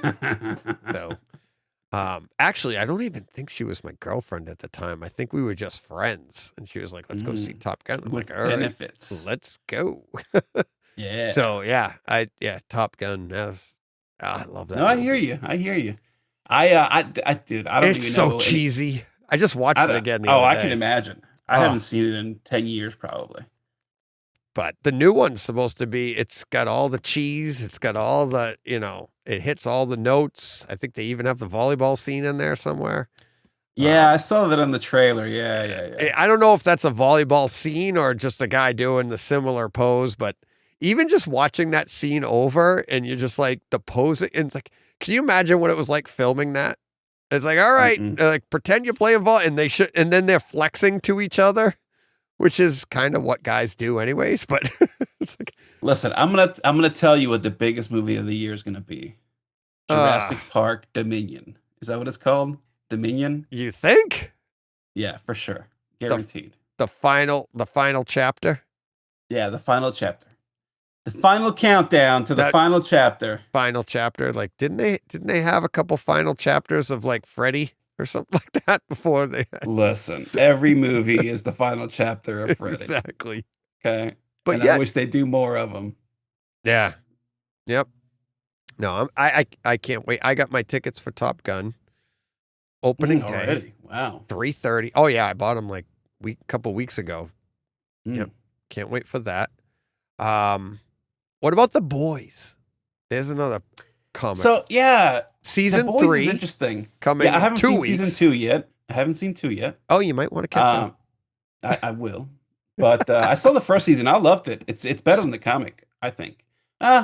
It's different than the comic. It's different. They're very enjoyable in their own way. Yes. Yeah. I thought it was actually, in a way, pretty faithful to the comic. Different, like you said. With enough changes to mass market appeal. Yeah. Yep. Yeah. And that's what I like, and that's one of the things I like that the MCU's doing, is that they change it up enough that even if you've read all the comics, you still don't know what's coming next. But then when it gets there, you're like, oh my God, I've read that. Isn't that? And I love that about the MCU, is that there's so much mystery for even the biggest comic book nerd, that even when they deliver whatever the climax is to the movie or to their arc, that you're like, yeah, that came from dit. And you're like, it was all laid out in front of you, but you didn't know how they were going to put the pieces together. And it's amazing what Feige's doing. That's why I'm like, I told you about Secret Wars and stuff like that. We're all talking about that. And you've read that, right? Yeah, I'm starting it.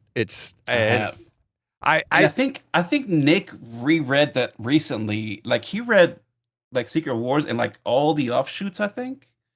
Oh yeah. Well, that's what I'm trying to do. Offshoot stuff. Yeah. There's, because it was a huge event, so you have to read like all the different art. I think there's an omnibus for it. And I was looking into maybe getting that, because it's so funny. It's like, oh, I don't want anything spoiled, but I'm like, it'd still be fun to read it all. And I'm like, I want that stuff, right? Because that's what I want to see, how they did it differently. You know? Yeah. I mean, there's going to be differences, right? Like, King the Conqueror is going to be the bad guy, right? So yeah, it's Dr. Doom. Yeah, which is too bad, because Dr. Doom is the best Marvel villain of all time. But I think they're still going to incorporate him, because that's how they do things. You know what I mean? Like, I think they'll bring him in, especially, obviously, if they're bringing in Fantastic Four and they're... Listen, I was very sad. Let me say this real quick. I was very sad, but I'm glad that I learned this before we recorded, because I was not aware of this scene that happens in Doctor Strange with a particular stretchy character. Well, that's a stretch. But there's been rumors for forever, but it's always been like fan casting, right? And like I told you, I was like, I've no spoilers about this movie except for that picture I saw of Charlize Theron that she posted on Twitter. Yeah, Cleo. And I was like, oh, okay, so that character's in here. And then like, so we talked, and a couple of days later, like, everyone's talking about this thing with this stretchy guy. You know what I mean? It's been a week, so now things start to be like, we're not spoiling. It's too late, too bad. Blah, blah, blah. So it was spoiled to me. But I'm not going to spoil it to anyone else. That's why I'm calling it the stretchy guy. But whatever. I'm excited for that. I'm actually considering reading the comic again. Because you know what? I might be getting it this coming month. So I had this thing where I was picking and choosing what books I was ordering. But it was like a ton of DC. And then, I mentioned earlier, I have terrible friends that bully me into doing things.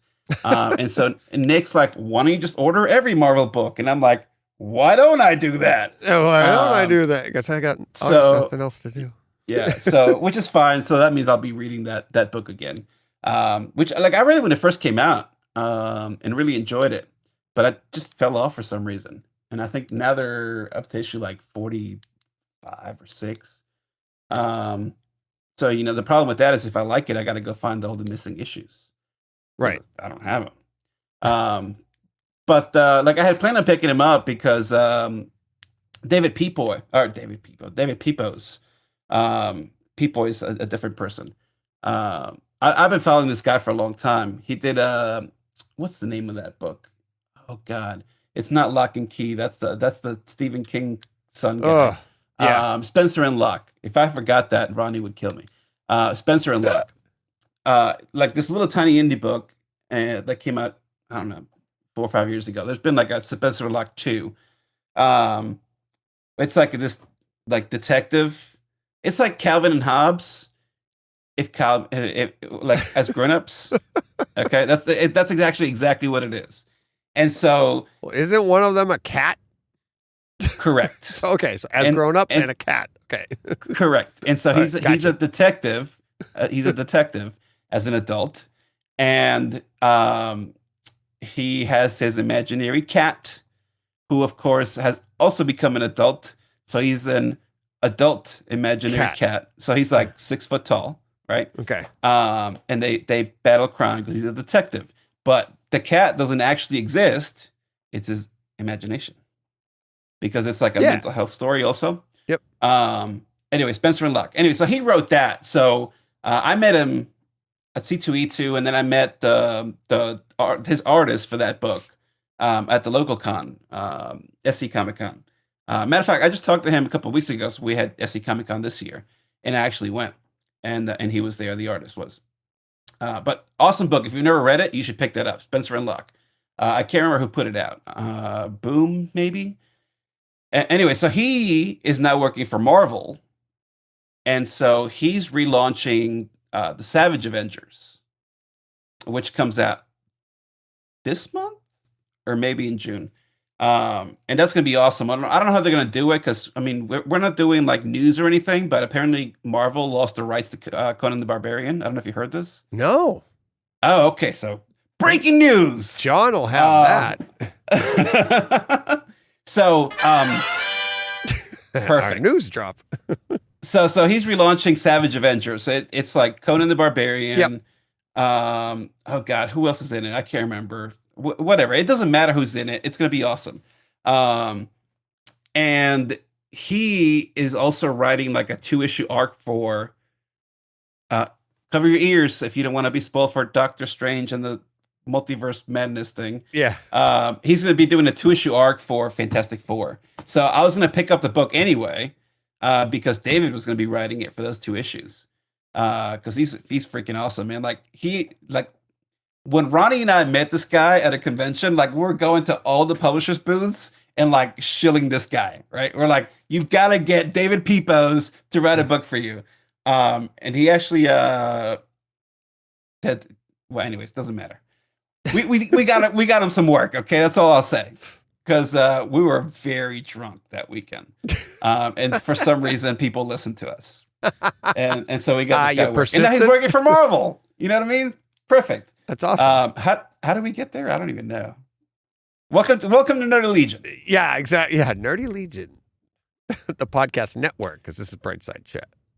Oh, we were talking about Doctor Strange and the Multiverse of Madness. See? Yeah, and see how that goes? Yeah, and you were talking. That makes sense. But see, talking about Fantastic Four, I don't think is a spoiler because that movie's coming. We already know. Is it? Yeah. Is it announced? Oh yeah, yeah. We just announced on the show that they just the director backed out. Director just backed out. That. Yeah. Director I can't remember who it is, but we talked about it like last couple weeks, multiple times. But yeah, we know we're getting a Fantastic Four movie. We're hoping within the next 4 years, but that might be in the second half of the arc of this arc, because you know how you have your phase 1, 2, 3s, and now we're in 4. So, then we'll get 5 and 6 and then the culmination. And that's, it's funny. Like that was one of the things John and I talked about. It's like a lot of people nowadays are like, they just want everything wrapped up. And like, took 20 movies to get to Endgame. Yeah. Yeah. Well, you know what? That actually makes a lot of sense. Because I can't remember if is it in this room? No, it's not in this room. I have his first appearance, not as King the Conqueror, but like his real first appearance as Rama Tut, like his like Egyptian pharaoh alter ego. Oh wow! And that's in Fantastic Four. Oh okay. And I got it at the perfect time. I got it like 3 years ago, and then like a month or two later, they announced the whole Loki thing, and then like they started talking about what's his face being King the Conqueror, and I was like, yes, because I spent like $60 on that book, right? Like the guy wanted like 85, and I was like, I'll give you 70. He's like, no. I was like, F this, I'm leaving. He's like, all right, I'll take 70. I was like, nope, too late. I'll give you like 65. He's like, fine. So, it's like last day of a convention, you want to offload whatever. So yeah, I got a great deal on it. I don't know how much it's worth now. I don't really care. I didn't buy it to sell it. I bought it because I wanted to have it. Because I love that. I love King the Conqueror. Like, I know you listen to my show. I've had this like King the Conqueror, Moon Knight Apocalypse like mini-series thing in my head for many years. This might have been before you started listening. And it's awesome. Okay, so one day I'll convince Marvel to let me write it. Okay, or somebody will write it because I'll just will it into existence. Okay, and it's gonna be great. Oh, but yeah, you're funny. It's you're talking about that. What you just said, you're gonna will it into existence. I've had this long run, and what triggered it was the last thing you were saying about the that story where the cat's imaginary, right? Yeah, Spencer and Luck. So I've had this long running thing. You know how kids have imaginary friends and they do stuff like that. And I'm like, when you set up stuff, like, I think I've got a pretty good life. And one of my biggest fears is I'm always going to like wake up and still be in 3rd grade or something and be like, I got to go through all that crap again. Right. Oh, but I'm like, but here's another one that I have. I'm like, so I've got these 2 podcasts and I get to sit down with guys like you and have these great conversations. What if this is all in my head and my wife's like, I'm sitting here in front of a blank computer imagining these conversations and my wife's just like, whatever, it makes him happy. Like, he's just nuts. Hold that thought. But so I love Grant Morrison. So this is what you should read. Oh, Flex Mentallo. Flex Mentallo. Yes. Okay.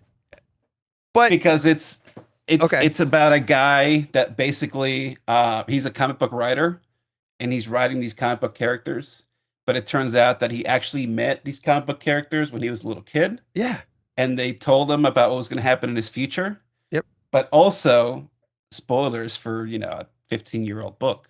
At the end, it turns out that he needs to decide if he wants to destroy the world or recreate it, because all these like superheroes he wrote actually exist in an alternate reality inside himself. It's Grant Morrison, so what do you expect? You know what I mean? I love that stuff though, because there's I can't remember which Robert Langdon story it was. It wasn't Da Vinci Code. It was a couple books after that. But I read all of them. Langdon being the character. It was what was it? Not Dale Brown. Was it Dale Brown? Dan Brown. Dan Brown. Yep. Sorry. But there's another theory in there, and that our realities are like, it's everything. You are your own reality. You are the center of your universe. That's just the way it is. And then there was a whole idea that God is like, yeah, God's inside you, like, and that like you are God, blah, blah, blah. And it doesn't mean, and they even got it in this, I can't remember which book it was, but they even get into the idea of like sports and like the crowd actually willing a team to win because they're, you have you have 17,000 gods in the state, and they are willing to win, right? And it's like, and it's, I mean, it's fascinating to think about, but there's also like, when you get into that, you know, and it comes from reading comics. It comes from allowing your mind to travel outside that box of what we would consider quote unquote reality. But yeah, it's like this. What if like in my other podcast, it's like I get to sit down once a week now, and listeners are coming on and talking to me. What if that's all imaginary? It's just what I wanted, so I just made it happen. It's like, you know, and it's like, you, sir, you need to read some more Grant Morrison is what you need to do. Yeah, no, but I love stuff like that. I love thinking stuff like that, because at the same time, people might be listening going, oh my God, that's crazy. But is it though? Because at the same time, like, even if I am doing that, right? Is that bad? I'm happy. Right? And the other part is, I'm creating a great reality, you know, right. And it's like, and I think not survivor's remorse. It's more like, what's the other one? Where like you success, where you're successful and you're just afraid you're going to lose it. Right. And it's like, I don't think I'm not successful like crazy, but I'm like very happy with my life. I'm very happy with what I have. And I like my relationships, this fun. I get to have all this fun, and you don't want to lose that, right? So you're like, well, maybe I'm just making it up. And it's like, I hate to lose it and think that, like, what if somebody snapped me awake and I was like, oh, crap. But now maybe I have the knowledge on how to do it. And I wake up and just go do it for real. I don't know. But so sounds to me, I'll give you some comic recommendations, since that's what you're talking about, and see if any of these different interpretations hit your thing. So Flex Mental is going to be one of them. Yeah. You're going to read Grant Morrison's Animal Man. That's another one. Okay. You can try Grant Morrison's The Invisibles. You can do The Invisibles. Yeah, that's me. That one's. I'm just warning you. Alan Moore, Miracle Man.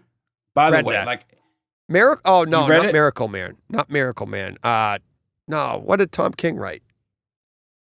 Who? Never heard of him. You talk about Mr. Miracle. Mr. Miracle. That's right. I'm sorry. Yeah, that's fine. No, Miracle Man. Okay. Which, like, fascinate. Like, if you talk about, like, you want to learn comic history, like, go look up the history of Miracle Man. Right? Like, he starts off at this, like, ripoff of Shazam, and then, like, there's all these lawsuits, and the guy tries to sell it to Marvel. Marvel's like, we don't want your garbage. And, like, they have to change the name so they don't get sued, because Marvel's like, not only do we not want it, we want all your money because you're taking our crap. And then Alan Moore comes in and like completely changes the character from this like stupid Shazam knockoff to like one of the best comics you'll ever read in your entire life. Anyways, and then that's got a long complicated story because like what's his name? Todd McFarlane tried to buy it. Yeah. But then like apparently Neil Gaiman still had some of the rights. So like this goes kind of with the that they had like all these lawsuits for Angela. I didn't know that. You're a new Spawn fan. How would you know this? I know. You just started reading Spawn. I'm a longtime Spawn reader, going way back to December. So Neil Gaiman, yeah, back to December. Neil Gaiman had created Angela for Spawn, right? Like all these like the angels that are like part of this like good versus evil battle. Like that's basically Neil Gaiman created that. Todd got to keep all that stuff, but he couldn't keep Angela. And Marvel ended up buying Angela. And so now she's a Marvel character. She's like Thor's cousin. Yeah. Okay. Which is not as cool. Yeah. But yeah, so that whole thing has to do with Miracle Man and whatever. Like, again, one of the best things you could ever read. How do you do that though? How do you like so McFarlane created Spawn. Correct. Right? So Gaiman came in, wrote for Spawn, wrote some and Spawn. He was writing Spawn, yeah. And created a character for Spawn, the Spawn universe. Correct. And then took the character out of the universe. See, this is the intricacies of creator-owned comics in the early 90s. Do you remember? This is when things bite you in the ass, as they say. Yeah, but language.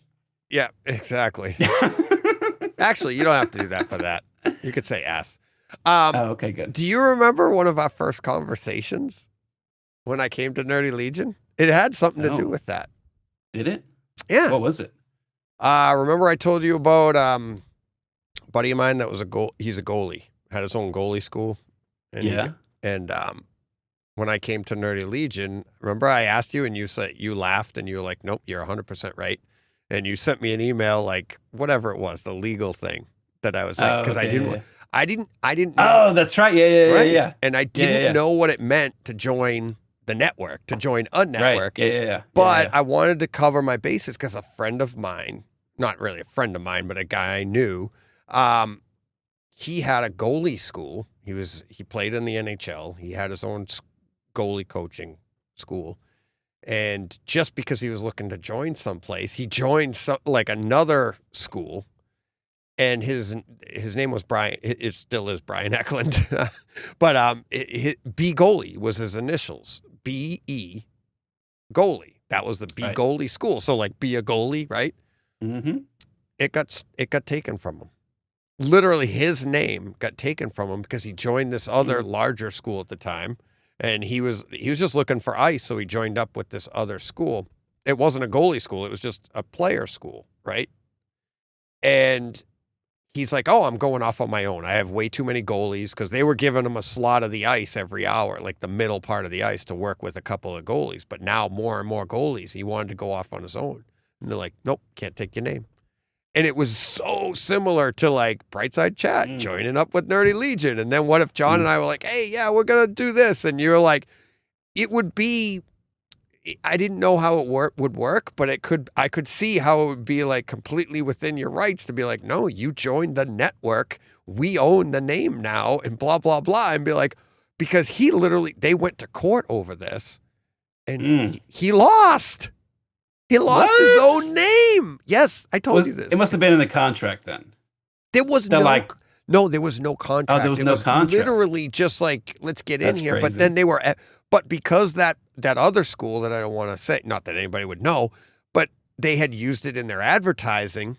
Once they had used it, and like once we show up on Nerdy Legion, blah, blah, blah, blah. And it's like, but not that I thought anything would ever happen. I'm not saying but you never ever know. And I always have that in my mind, but now you're talking about this, and it's like, wait a minute, you wrote a character that's part of this universe, but because you left the universe, the character gets to go. Don't you think it would be in the reverse, like in perpetuity, whatever you call it? But it's like, it's crazy how much that legal crap sucks when it comes to art. Listen, no comment, okay? People get too worried about owning stuff, man. I don't care. No, I know. You know and you laughed, but you also, like, you understood what I was thinking. I'm like, I didn't want to also, like, no, Joan and I have to come up with a new name or something, or like, whatever. I don't know. I didn't know. I'd never been a part of any of this. I was like, you also never met someone as crazy as this guy, so nope. Nope. Yeah. So, Yeah.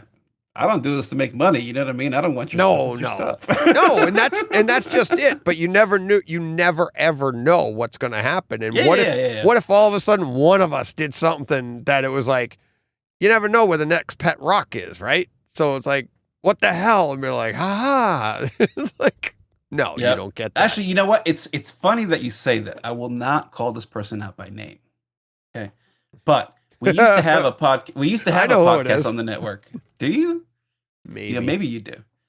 We used to have a podcast on the network, and something happened, and the co-host started like not getting along as well, but they were kind of pretending to get along on their show, and things got kind of heated offline. Yeah, I know. That's when one I of came these. on. That is when you came on.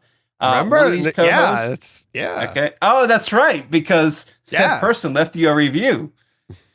Mm-hmm. I told you I know this one. A bad review because you were on the network. Anyways, he retracted it, right? He did retract it.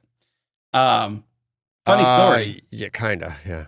Again, I will not name this person, but I will say they now work for a comic book company. I will not name the comic book company It's a smaller indie company, but they do work for Oh. a comic book company. And I always wonder if the comic book company he works for knows that he steals comics. I don't know. But I guess they do now, if they can figure it out who it is. So he oh, okay. I didn't know that. I lost track of him. I didn't lose track. I stopped. This was part of the reason why things started getting a little weird was because I like to pay for my comics, and he was proud of not paying for his comics. Right. But yet he now works for a comic book company. Anyways, let's change the subject here. Yeah, that's funny. I honestly haven't thought about that in a long time. Me neither. I haven't thought you about brought that. it up. Thanks. Yeah, I didn't bring it up. I didn't, but that was funny. That was funny, and it got heated. It got heated with all of us, and I just kept going. I talked to obviously yourself. I talked, and I was laughing, and then I remember telling his co-host, I'm like, just let it go. I'm like, just because he's just feeding into it. Just let it go, let it die, and I think I remember telling you on the phone, I'm like, nope, just going to hit him with compliments. Thank him very much. And it's like, that just eats people even more when they get so angry at you and you go, oh, thank you. But you've done so much for me. Thank you very much. Yep. So yeah, that's funny. I haven't thought about that incident. And that was a while ago. That was a long time ago. Life happens, bro. Yeah, it does. It does. Let's change it to a happier thought. Maybe not even comic related. Do you have Apple TV Plus? Yeah. Okay. Have you seen For All Mankind? No. That's actually the one show I haven't watched a single episode of.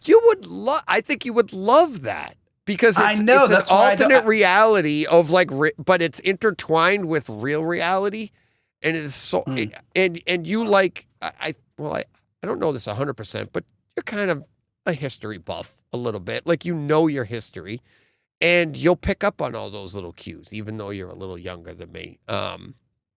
My son loves the show, and he didn't pick up on any of them because he's no kidding. Yeah, he wouldn't know, like, so for instance, Ted Kennedy, they alter his reality on like Chappaquiddick, and that doesn't happen because of events in the show. And then, but what's fun is, but these are all like, this isn't like spoilers at all, but because these are all little blurbs in the background of the show. Like, so you have the main story, which is like an alternate space race is what it's about. Mm-hmm. But then it's the president at the time or all these political figures, but it's all news blurbs that are going on in the show that you kind of have to pay attention to. Yeah. But it's how things have changed. But yet, kind of like your destiny is your destiny. They all end up in the same place anyways, right? So that's kind of cool. I think you'll like that. But then the story itself is fun. It's I think cool. Yeah. That's actually so weird because I was talking about Flashpoint Beyond earlier. Like that's how issue 1 plays out. Because there's like, obviously it's an alternate reality.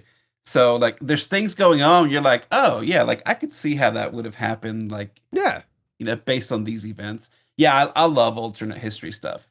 There's a show that I mean to watch. Maybe you've seen it. What's it called? 1983? Is that it? No. It's a Polish show, and it's like it's an alternate reality version, like maybe like if they hadn't been taken over by the communists or something. Like I can't remember the exact thing, but it's like one thing doesn't happen and like this alternate reality develops.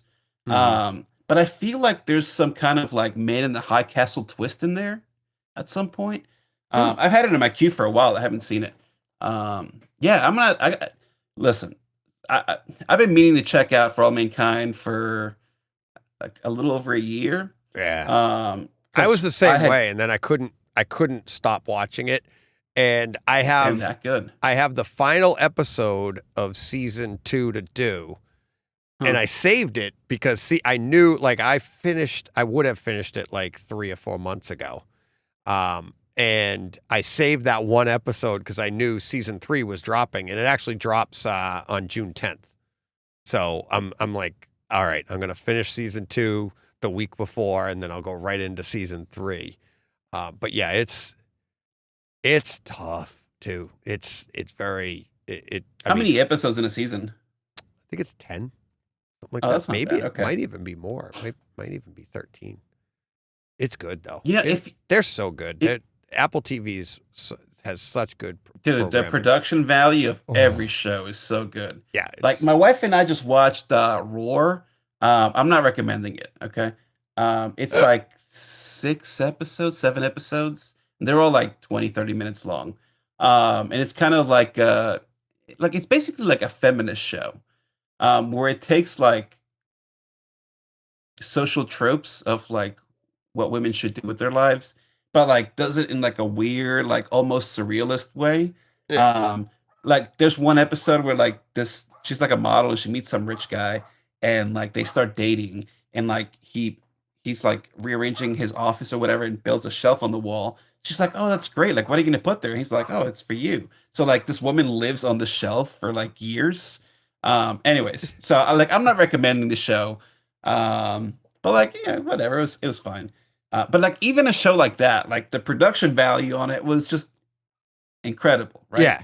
And like there's not a ton of content on Apple TV, but like every show that they have is like Prehistoric World's coming out, what, in like 2-3 weeks? Have you seen this? Yeah. The dinosaur one? Even my wife was like, ooh.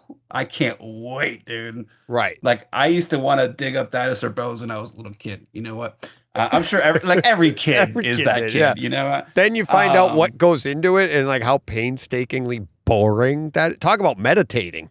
Jesus. Like that's No, listen. And like you're clearing dirt with a paintbrush. It's like, So that was my first thing, and then I got a little bit older, and I was like, "Oh, dinosaurs are for babies," and I'm like 7, right? Dinosaurs are for babies, but I love like ancient Egypt stuff, right? So I was like, "Oh, I can be like an Egyptologist." I didn't even know that word. Yeah. But my parents ruined it because they're like, "You won't make any money doing that." So I was like, "All right, I guess I won't do that." Had I not listened, though, I would still do it because I'm still all about that kind of stuff. But whatever. I'm too old to go back to like archaeology school now. You know what I mean? I think that's the time when you do go to archaeology school. You ever seen a young When you're 40? archaeologist? Yeah, dude. I watch documentaries. Oh, okay. No. Yeah, there's some hot ones. Some- Yeah. Those are fictional. And then no, these are like real people, supposedly, allegedly. How did we talk about? We're talking about For All Mankind. Oh, For All Mankind. Yeah. Yeah. No, I gotta check that out because I think you're right. It will be up my alley. I was doing some training for this job that I started last year, and the podcast I listened to, it was an Apple podcast. But one of the co-hosts was doing it like a For All Mankind podcast. I was like, Okay. oh, that sounds interesting. But I never got into it. There's just too much to watch, man. Like I just got done with vacation and I spent most of my vacation like cutting trees and doing yard work, and it was the worst. And then I went to work today and I got to catch up on like a week's worth of stuff because everyone's useless. So like today was no good, right? That's why I told you. And then like I had that internet problem. Yeah, right? yeah. So I can't do like anything. But anyways, we got it all fixed and I had to stay. I mean, I still left a little early, but God, see, this is what happens with our show. This is why we talk for 3 hours on Nerdy Legion. I and know. Nobody knows what we're talking about. Like, that's why I don't even write show notes. Like, what even happens? You know what I mean? I have to listen to this for 3 hours after I talked about it. Well, you don't have to listen to it back. I do listen back to the shows where I'm with somebody. I won't listen back to my shows when I'm solo. I hate that. That makes sense. I hate myself. I hate listening to myself. Listen, you should love yourself. Well, I kind of do. That's why I do a show by myself. But that's all I can take. Can only take myself for so long. Yeah, no, I gotcha. But I like listening back to my conversations with people and like hearing back what they had to say and stuff. Which for you, I get. Like, I find it weird that John listens to the show because like he's not the one editing the show. You know what I mean? Right. What is he doing when he doesn't hear me? Exactly. You had one job. There's Oh, no, we were talking about Apple TV. That's what it was. Yeah. There's a lot of good stuff on there.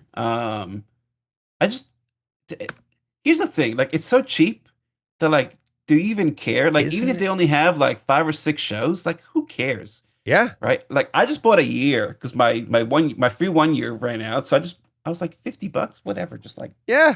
Because you never know what they're going to come out with. And it is, but that's the conversation that we've been having about Netflix, is that they don't have an umbrella. They're like just standing out in the rain. That's right. You had brought up Netflix. So part of the thing that I was trying to do during vacation was clear my queue.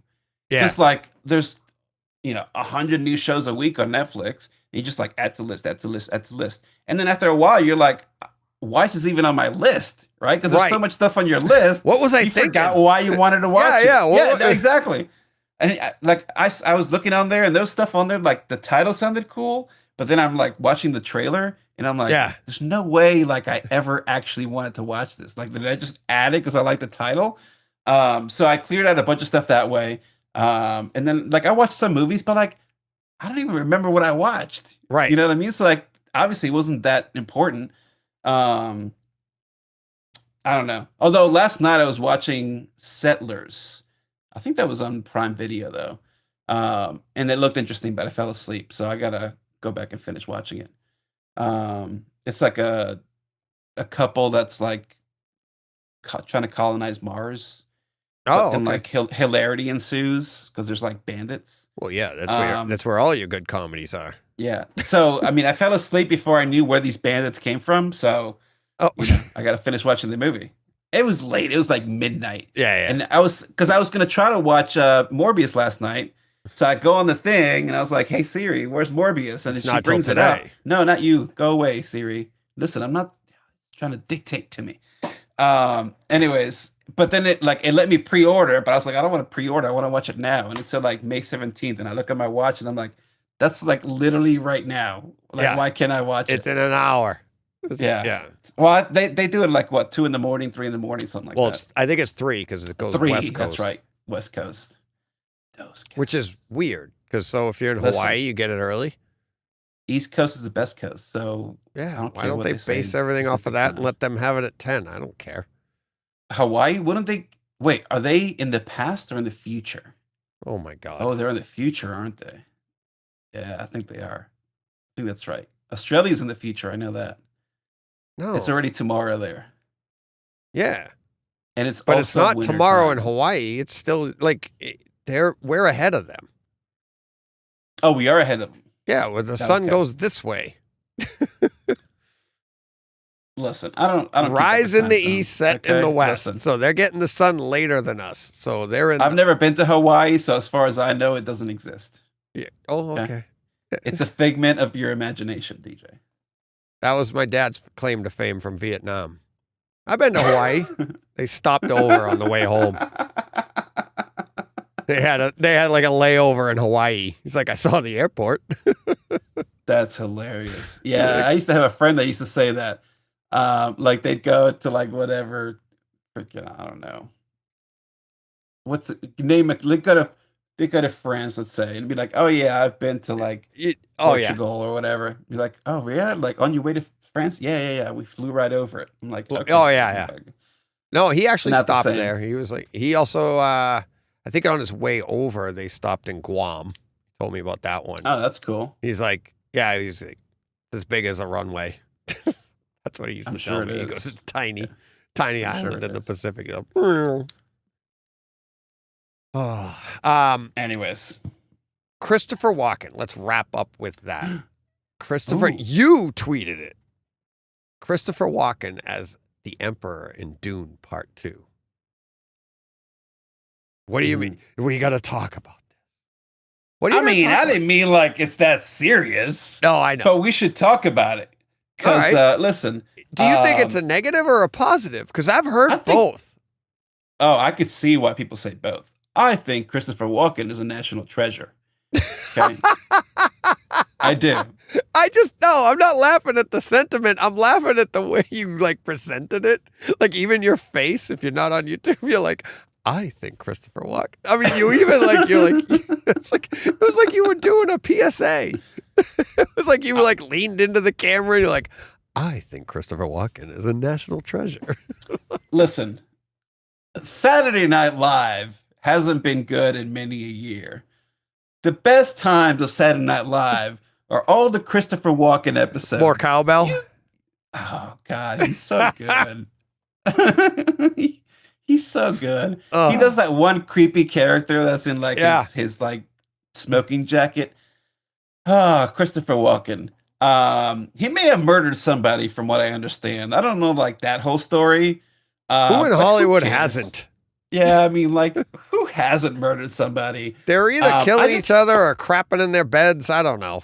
That's right. That's right. Stuff going on. No, Christopher Walken's like one of those weird dudes. Like, he's a freaking, like, he can be like an awesome actor. Oh, yeah.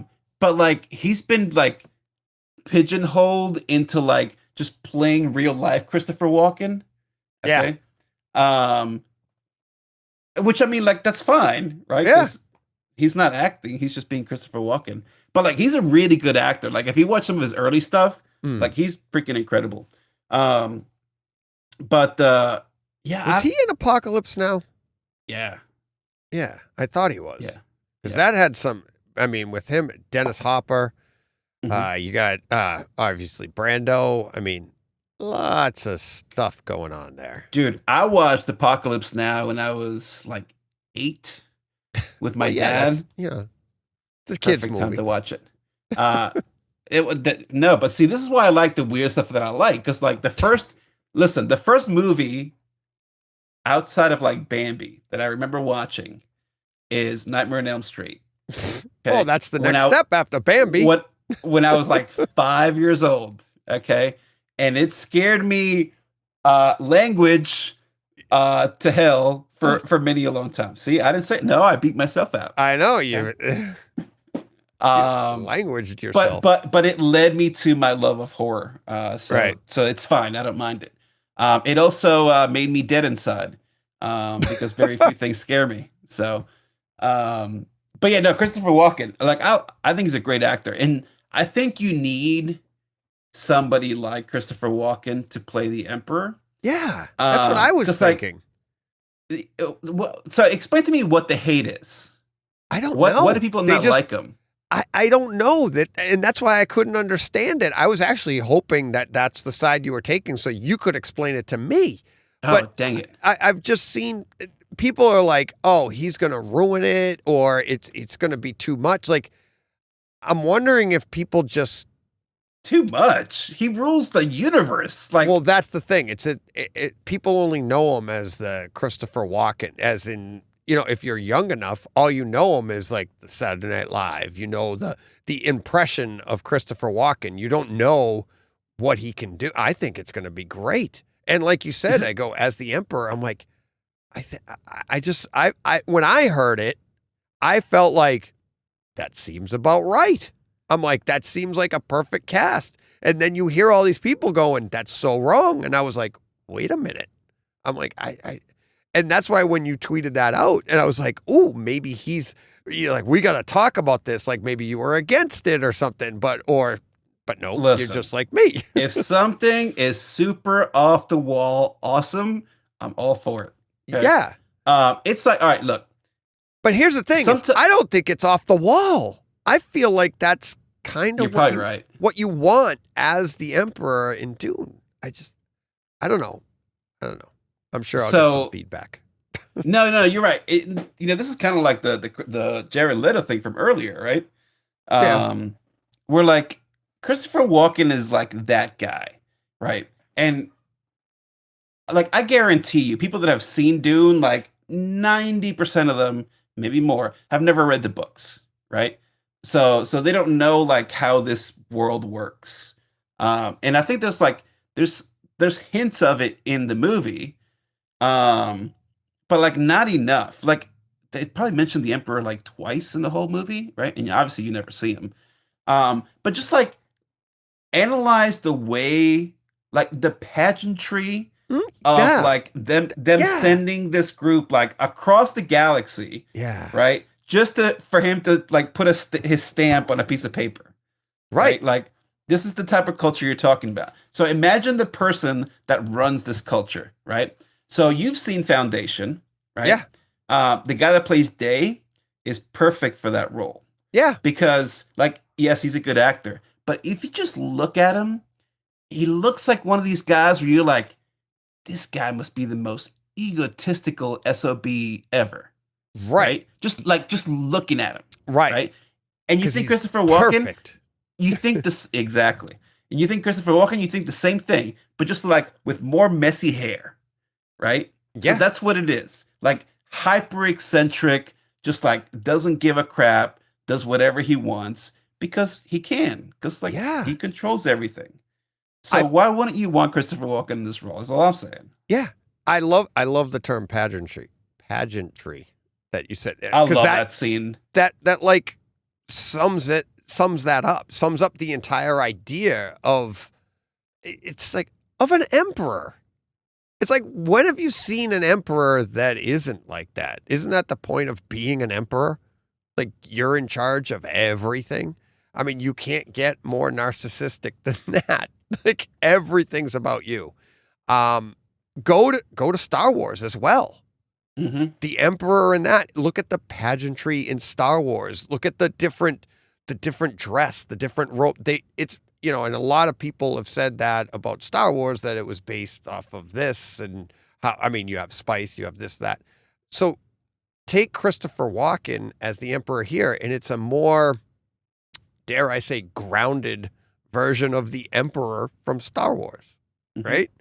And that's kind of what Dune looks like. It's that how they're going to play that out in the cinematic version is going to be a more, it seems just like a more, dare I say, realistic, grounded version of Star Wars. You know, you don't have the maybe lightsabers, but Yeah, you I see what still, you mean. Yep. you see what I mean? So it's like, so I think Christopher Walken could. Well, you can't have lightsabers because weapons are banned. Well, That's why they all use swords. Isn't a sword a weapon? Yes, but it's not. Okay, so It's a you know tool. why you know why they have navigators, right? Mm-mm. What do you mean? Okay, so where's John? I need John in here. He knows about Dune. Give me he's somebody just, that knows. no, he something. doesn't. He doesn't know much more than me. I think he is reading really? it right now. Oh, he's just reading it. Okay. He's just reading So- it now. So it like the short history of it, and I wish they would have gone into this.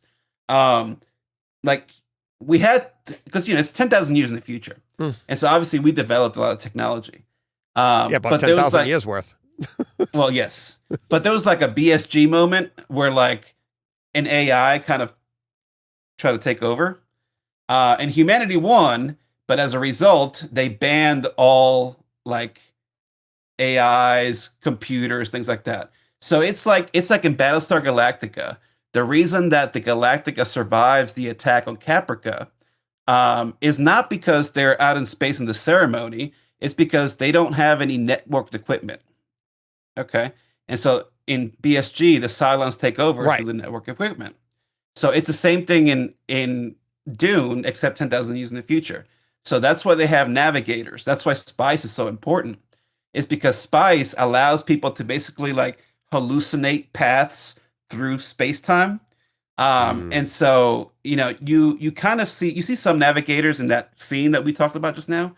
But like if you watch the older movie with Sting in it, like the navigators get brought out in these like gigantic fish tanks, basically. Because like they don't breathe oxygen. They're basically like constantly like breathing vaporized spice, and they just live in these tanks, and they're like super mutated. And so like that's what I'm talking about. Like I don't think people understand like the level of narcissism you need to have as the emperor, right? And this is why there's no weapons, by the way, because you couldn't have like laser guided missiles. You can't have like fancy technology in your weapons, because then you could have some kind of like AI or whatever try to take over. Right, so all weapons are banned. So that's why everything is human done. That's why they have, the calculator people, like the guy that rolls up his eyes and does the math in his head. Okay, that's all done through spice, because spice makes you like kind of hippy dippy, go somewhere else. Yeah. Okay, and gives people basically like superpowers. And, yeah, exactly. Anyway, so I can't wait. So this is the type of people we're talking about, right? Like this man possesses literally the most valuable commodity in the universe, because without it, human culture doesn't exist. And that's Christopher Walken, my man. Exactly. I'm like, and we're not even talking him playing the part. I'm like, that's Christopher Walken. He is his own universe. He is our universe. He is like, I mean, it's funny. It was just a couple weeks ago. My wife and I were talking about him. I don't even know how it came up, but I think we were driving and somebody said something about having a unique personality. And it's like, I'm like, do you get and that's one of the people that just pops to your head, like just the way he taught. That's not even an accent. It's like, how do you do that? It's like, that's just who he is. It's just amazing. And like you said, he's a great actor too, because it's like he's not the same person in every single movie. Mm-hmm. He may talk with that cadence, I guess you'd call it, but it is. It's just, when I first heard it, I'm like, that's about right. It seems about right to me, and I don't know. I know what an emperor is supposed to be, and in my I mean, you have a much better working knowledge of the Dune emperor, but just seems perfect for me. I read too much. No such thing. I've never heard that phrase said. I told my daughter this because I love books, obviously. So we like. She's like, oh, let's go eat or whatever. We go eat. And then she's like, oh, we'll go to Best Buy. Okay, we'll go to Best Buy. Let's go to Barnes & Noble. We'll go to Barnes & Noble. So anyway, so very early on, like I always read to her growing up, right? And as she got older, she's like, oh, let's get a book. So I'd be like, okay. And like at first, she would just find like cheap paperbacks, right? And then she tries like more expensive books. And sometimes she feels bad. And so one day I told her, and this has always been true for years, you can ask for whatever you want. Doesn't mean you'll get it. Unless it's a book. If you ask for a book, I will never not buy you that book. Oh. But that's not a bad something deal. else. I mean, because you can't go wrong. It's like, even if it's bad, you're going to learn something. Right? It's a book. Yeah, exactly. You know what I mean? Yep. So I know what you mean. That's always been my rule with her. Yeah. Speaking of AI and everything, have you read, and this is what we'll wrap up with, tying into last week's show. Did you read Metal Society? Image Comics? Not yet. No, I just, wait. Did you hear John and I talk about it last week? I did. Yeah. And I'm and I saw that he responded on Twitter too. Yeah. That's cool. Kaplan? His name? Yeah. Zach, right? Zach Kaplan. Yeah. I didn't even know who it was. I was like, hey, cool. I'm like, all right. Really? Yeah. Oh, yeah. I'm not smart like you guys to remember names and people and all of that. And then I was huh. And we had a good DM conversation too. But yeah, no, that book, I was like, I don't know. I don't know if he listened, because we don't timestamp like what we're talking about. I don't know if he jumped to it or if he listened to our whole show. It's like, but it is pretty funny when artists will come back to us and say stuff, because our show's lengthy and we get into some stuff. But no, he said he liked what we, and he's actually setting us up to get some of his other stuff too. I interviewed him years ago. Oh yeah? Yeah. When I was doing the Aftershock podcast, I interviewed him on there. I can't remember what book it was. Maybe the one Lost City Explorers, where the kids find Atlantis. And it was fun because, like, I mean, obviously I was interviewing him for Aftershock, but he wrote Port of Earth for Image. That's a great, but like, if you never read Port of Earth, it's really good.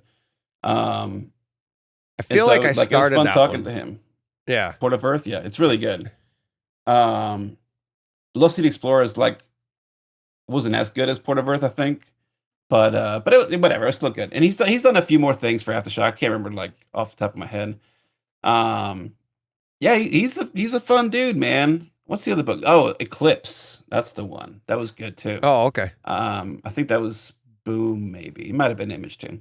But yeah, I was on Twitter and I was like, Zach Kaplan at Brightside Chat. I'm like, I know that guy. That's funny. And yeah, that was cool. No, but I always said that, man, because, so I used to do the Aftershock podcast. I used to do the Valiant podcast. Yeah. So I've talked to like a ton of writers and artists over the years. And one thing that I always tell people, like, I never understood, like, I mean, I get if you don't like something that you're going to say you don't like it. But like, I promise you that a lot of these writers and artists, like, if you put the name of their book in your show title, like, they're going to listen to your show because they want to know what you have to say. Like, it doesn't matter if you have like one listener or a million. They want to know what people think about the book. And so they're going to listen. If you think it, chances are other people do too. It's sure. Like, and it's that one person that puts something out, you're speaking for other people. It's like, it's very rare you have that one person in the entire world's opinion that's the only, it's usually like, there's a lot of people that are thinking the same thing, and that's why you want to hear it. Just like when we get feedback about the show, it's like, sometimes you take it and you do something with it. Other times you're like, well, that's just not who we are, and you can't do that. And I think as an artist, I know that so I kind of know how these people think too. And it's like, even if you don't like something, I've talked to Dr. Joe about this, about having people, because he's doing a lot of interviews now on his show, and they're great. But you should be able to interview people even if you don't like the book, because that if we did interviews, that's one of the things that I would love to do. Is I would love to get people on like that I didn't like the book, like books where John and I are like, wow, I just didn't like this. Because a lot of times when you talk to the artist about it and you're honest, like, it just didn't speak to me. I didn't get it. And then they explain to you what they were thinking. 9 times out of 10, you're going to like it, because now you're getting into more depth. And especially if they can flesh it out, like, well, when I was a little kid, I went through this, this, and this, and it kind of inspired me to do this, this, and this, or whatever their reasons were for writing the book. Once you get a little bit of that background, a lot of times you're going to sympathize with that. Not with the writer or anything, but you're going to actually see it through a different light. Similar to you watching Captain Marvel with your daughter, right? You're now seeing it in a different light. And it's like, just because she's sitting next to you and you're like, hey, that's pretty cool. And it's like, so we don't do that on the show. And we used to talk about it, but it's just not in a, I'm already straight out. It's like scheduling those is so tough. I know what Dr. Joe goes through. When they try to set them up, and you've done it in the past, and I'm doing it on my other show and trying to schedule everything. It's tough. Yeah. No, and yeah. Listen, I quit doing interviews because it's not as much fun, right? A lot of times these guys and gals are just doing like press tours, you know what I mean? Right.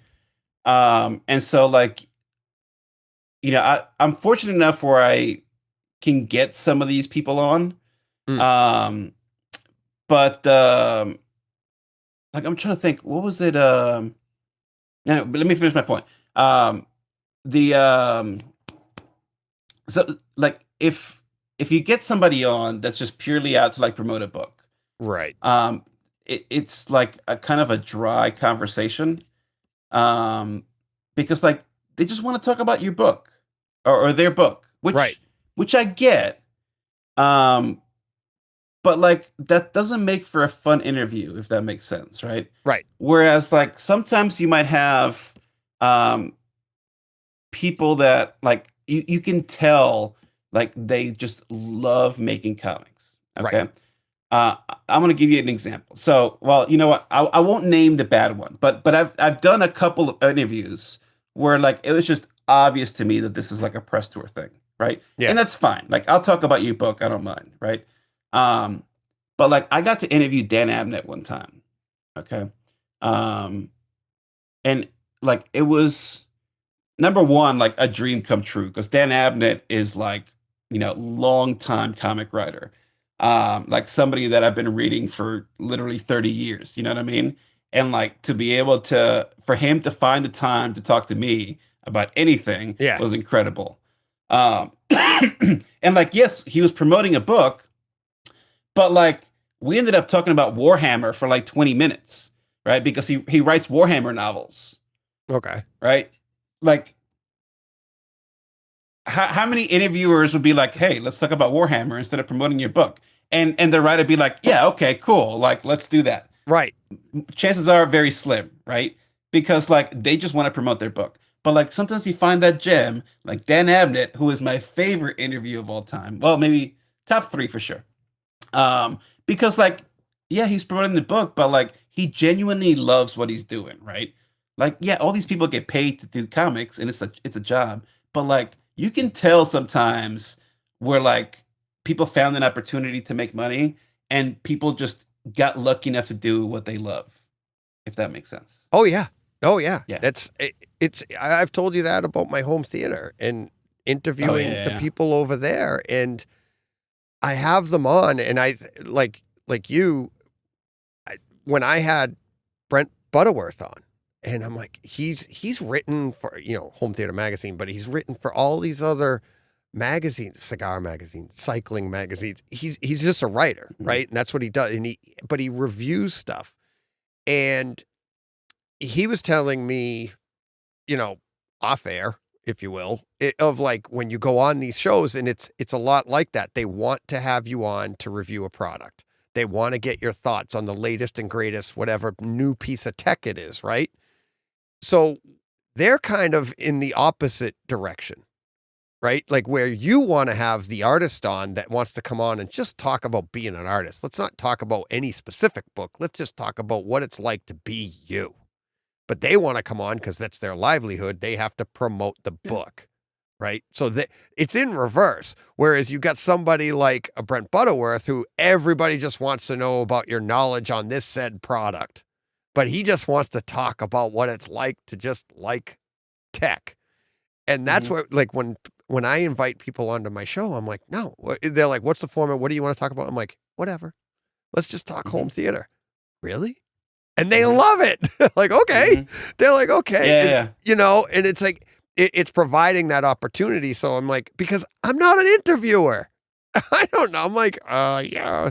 So like, I'll have people on. I'm like, talk about I'll have people on from companies.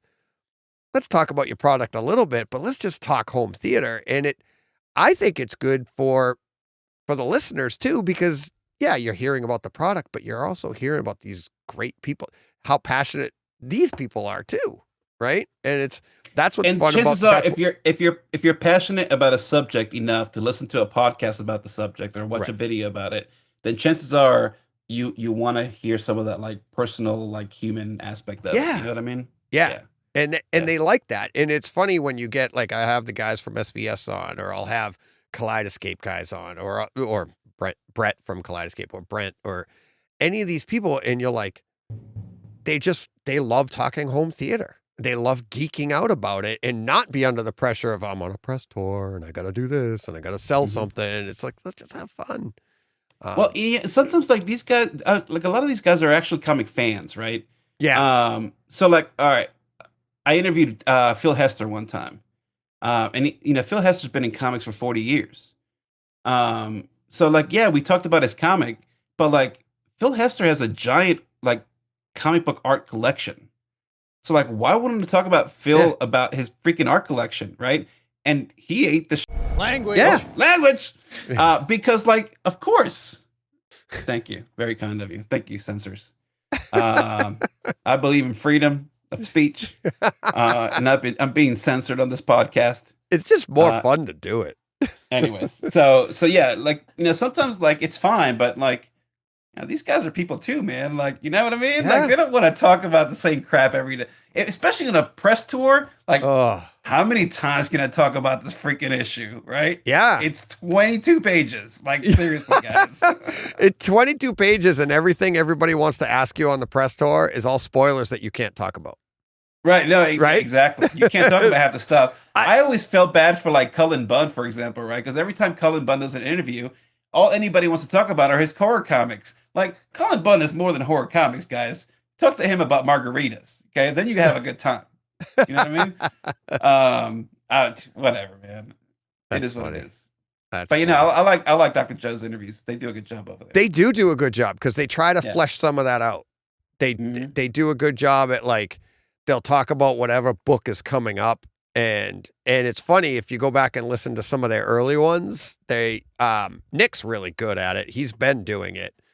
Dr. Joe has gotten really good at it, where Dr. Joe brings that enthusiasm. I think like kind of like myself, like he just like wants to geek out on these people. He's so excited, and it's great because I think they appreciate it too. Cause like, don't be shy about it. Just be like, hey, I'm psyched to be talking to you. This is awesome, blah, blah, blah. And then you get into it and people open up like that. And they've had they had Chip on and great interview. That one's good. Yeah. It was a great interview. So, yeah, they do a good mix of that, but I've talked to Dr. Joe, about it a little bit and stuff. And he, especially early on, but some of them, yeah, you're right. It's some of them a little tougher than others to pull that stuff out, but that's what makes them.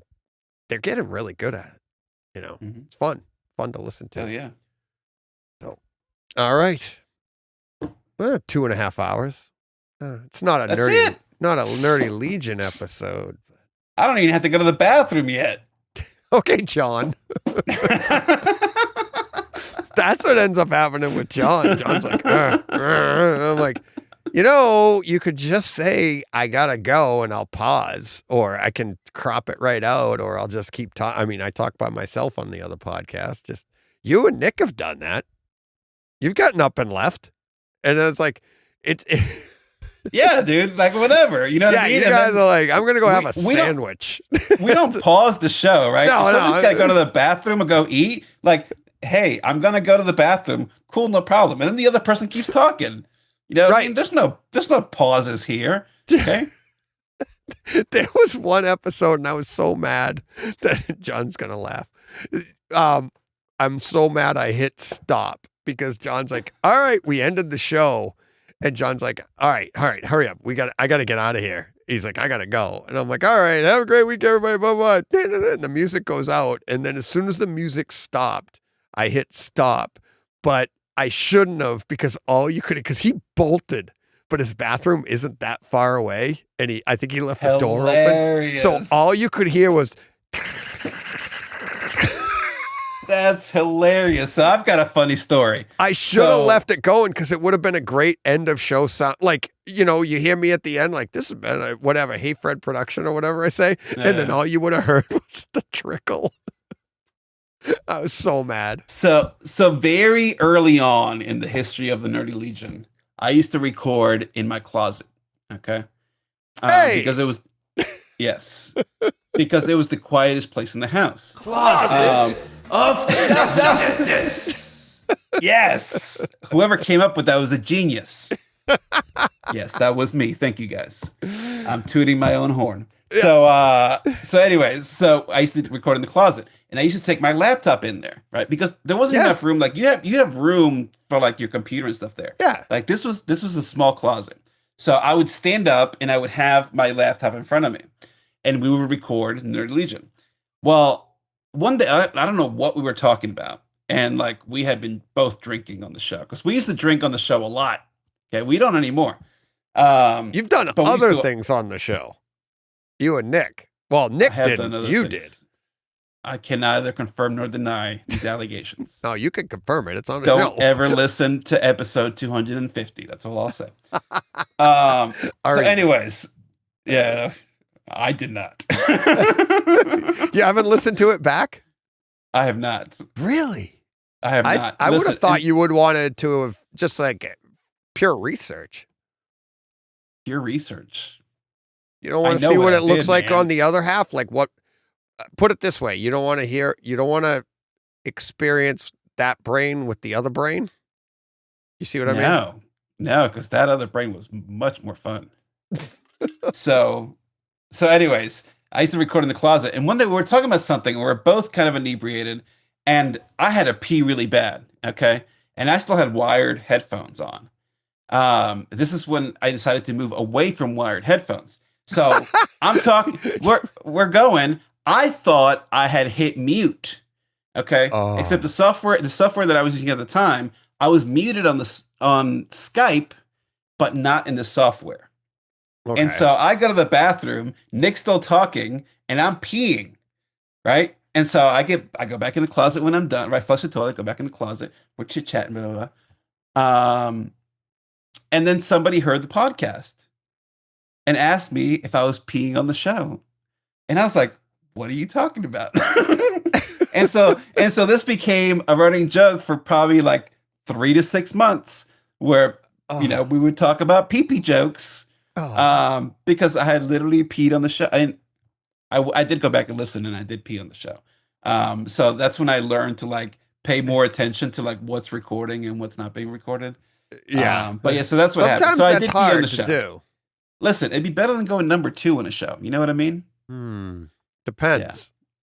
If you had to grunt to you do could it, wear that's tough. Depends, and then you wouldn't need to use the bathroom. It's true. Very true. Well, you know my horror stories. We've started recording shows without recording.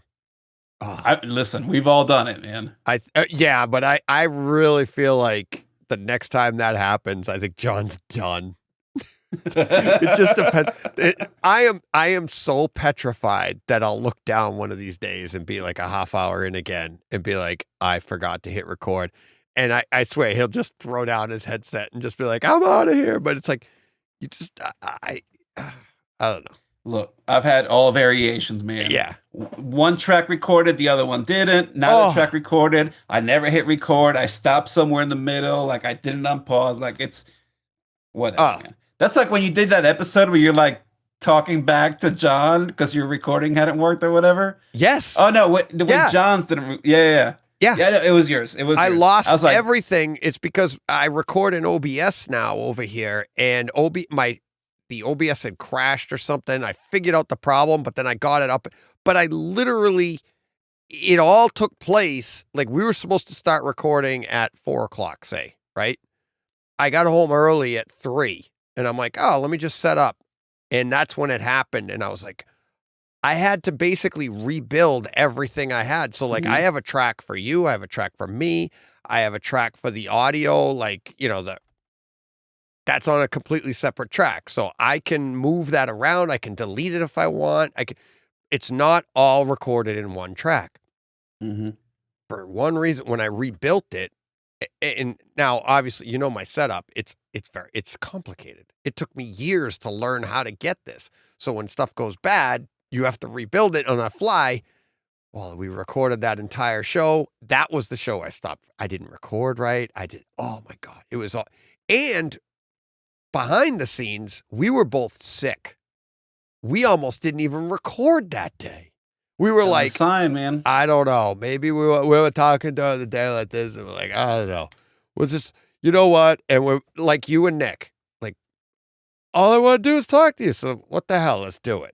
So we have the phone. We do it anyways, right? And then it's funny because before that show, we both sat here and we're like, oh my God, we're like this. And then we're like, all right, here we go. We do the open. We're like, hey, how you doing? My wife calls it putting your makeup on. But it genuinely gets you in a better mood. By the end of the show, you're like, yeah. Well, I drop it in to, I edit everything in Adobe afterwards, Adobe Premiere. And I drop it in and there was one track. I was like, I'm supposed to get 4 tracks. I'm like, I got 1.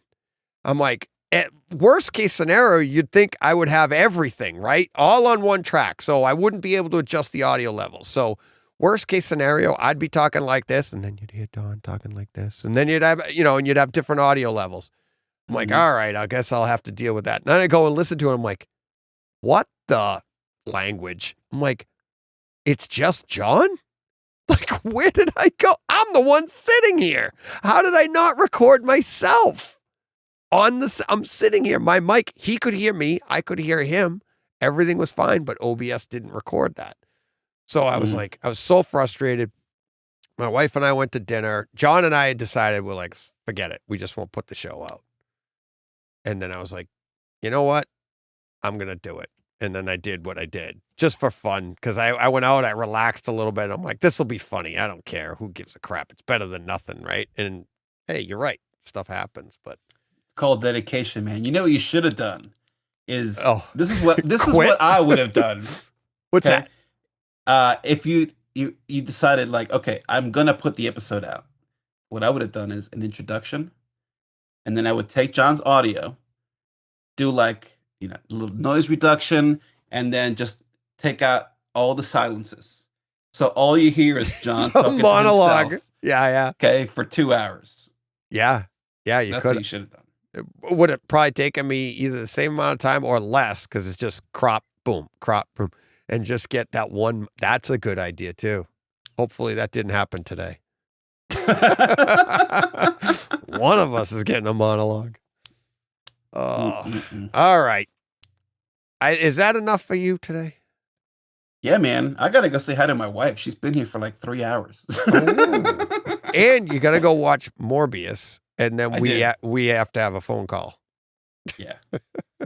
What is it, like an hour and a half? It's not very long, right? Yeah, it's not long at all. Yeah, it might be an an hour 40, something like that. But yeah, I think I'm going to try to watch it again tonight myself. My son hasn't seen it yet, so I think I'm going to try to watch it with him after my dinner. My Boston accent there for you. Wicked dinner. Wicked dinner. All right. That'll do it for this week. Thank you, everybody. Something special again next week. A little, we're going to jump in the Wayback Machine, I think. Yeah, I got another, it'll probably be another 2.5 hour episode. What I've got on deck. We had a good conversation about 3 years ago that I'm gonna reboot. So you're not Canadian, bro. I know. I go up there enough. But we got to get together with Nick. So I've got to meet him in person online. That's true. You do. Do you have a tease? When's the next Nerdy Legion?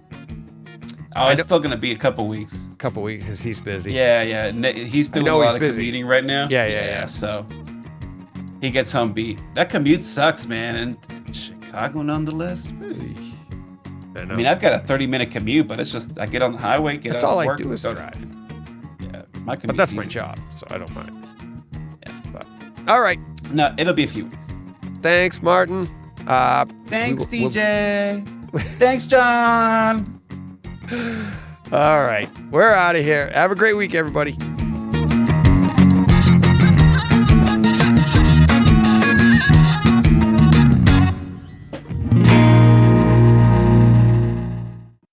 Hey, Fred. No, you're not going to go pee? Hey, Fred. No.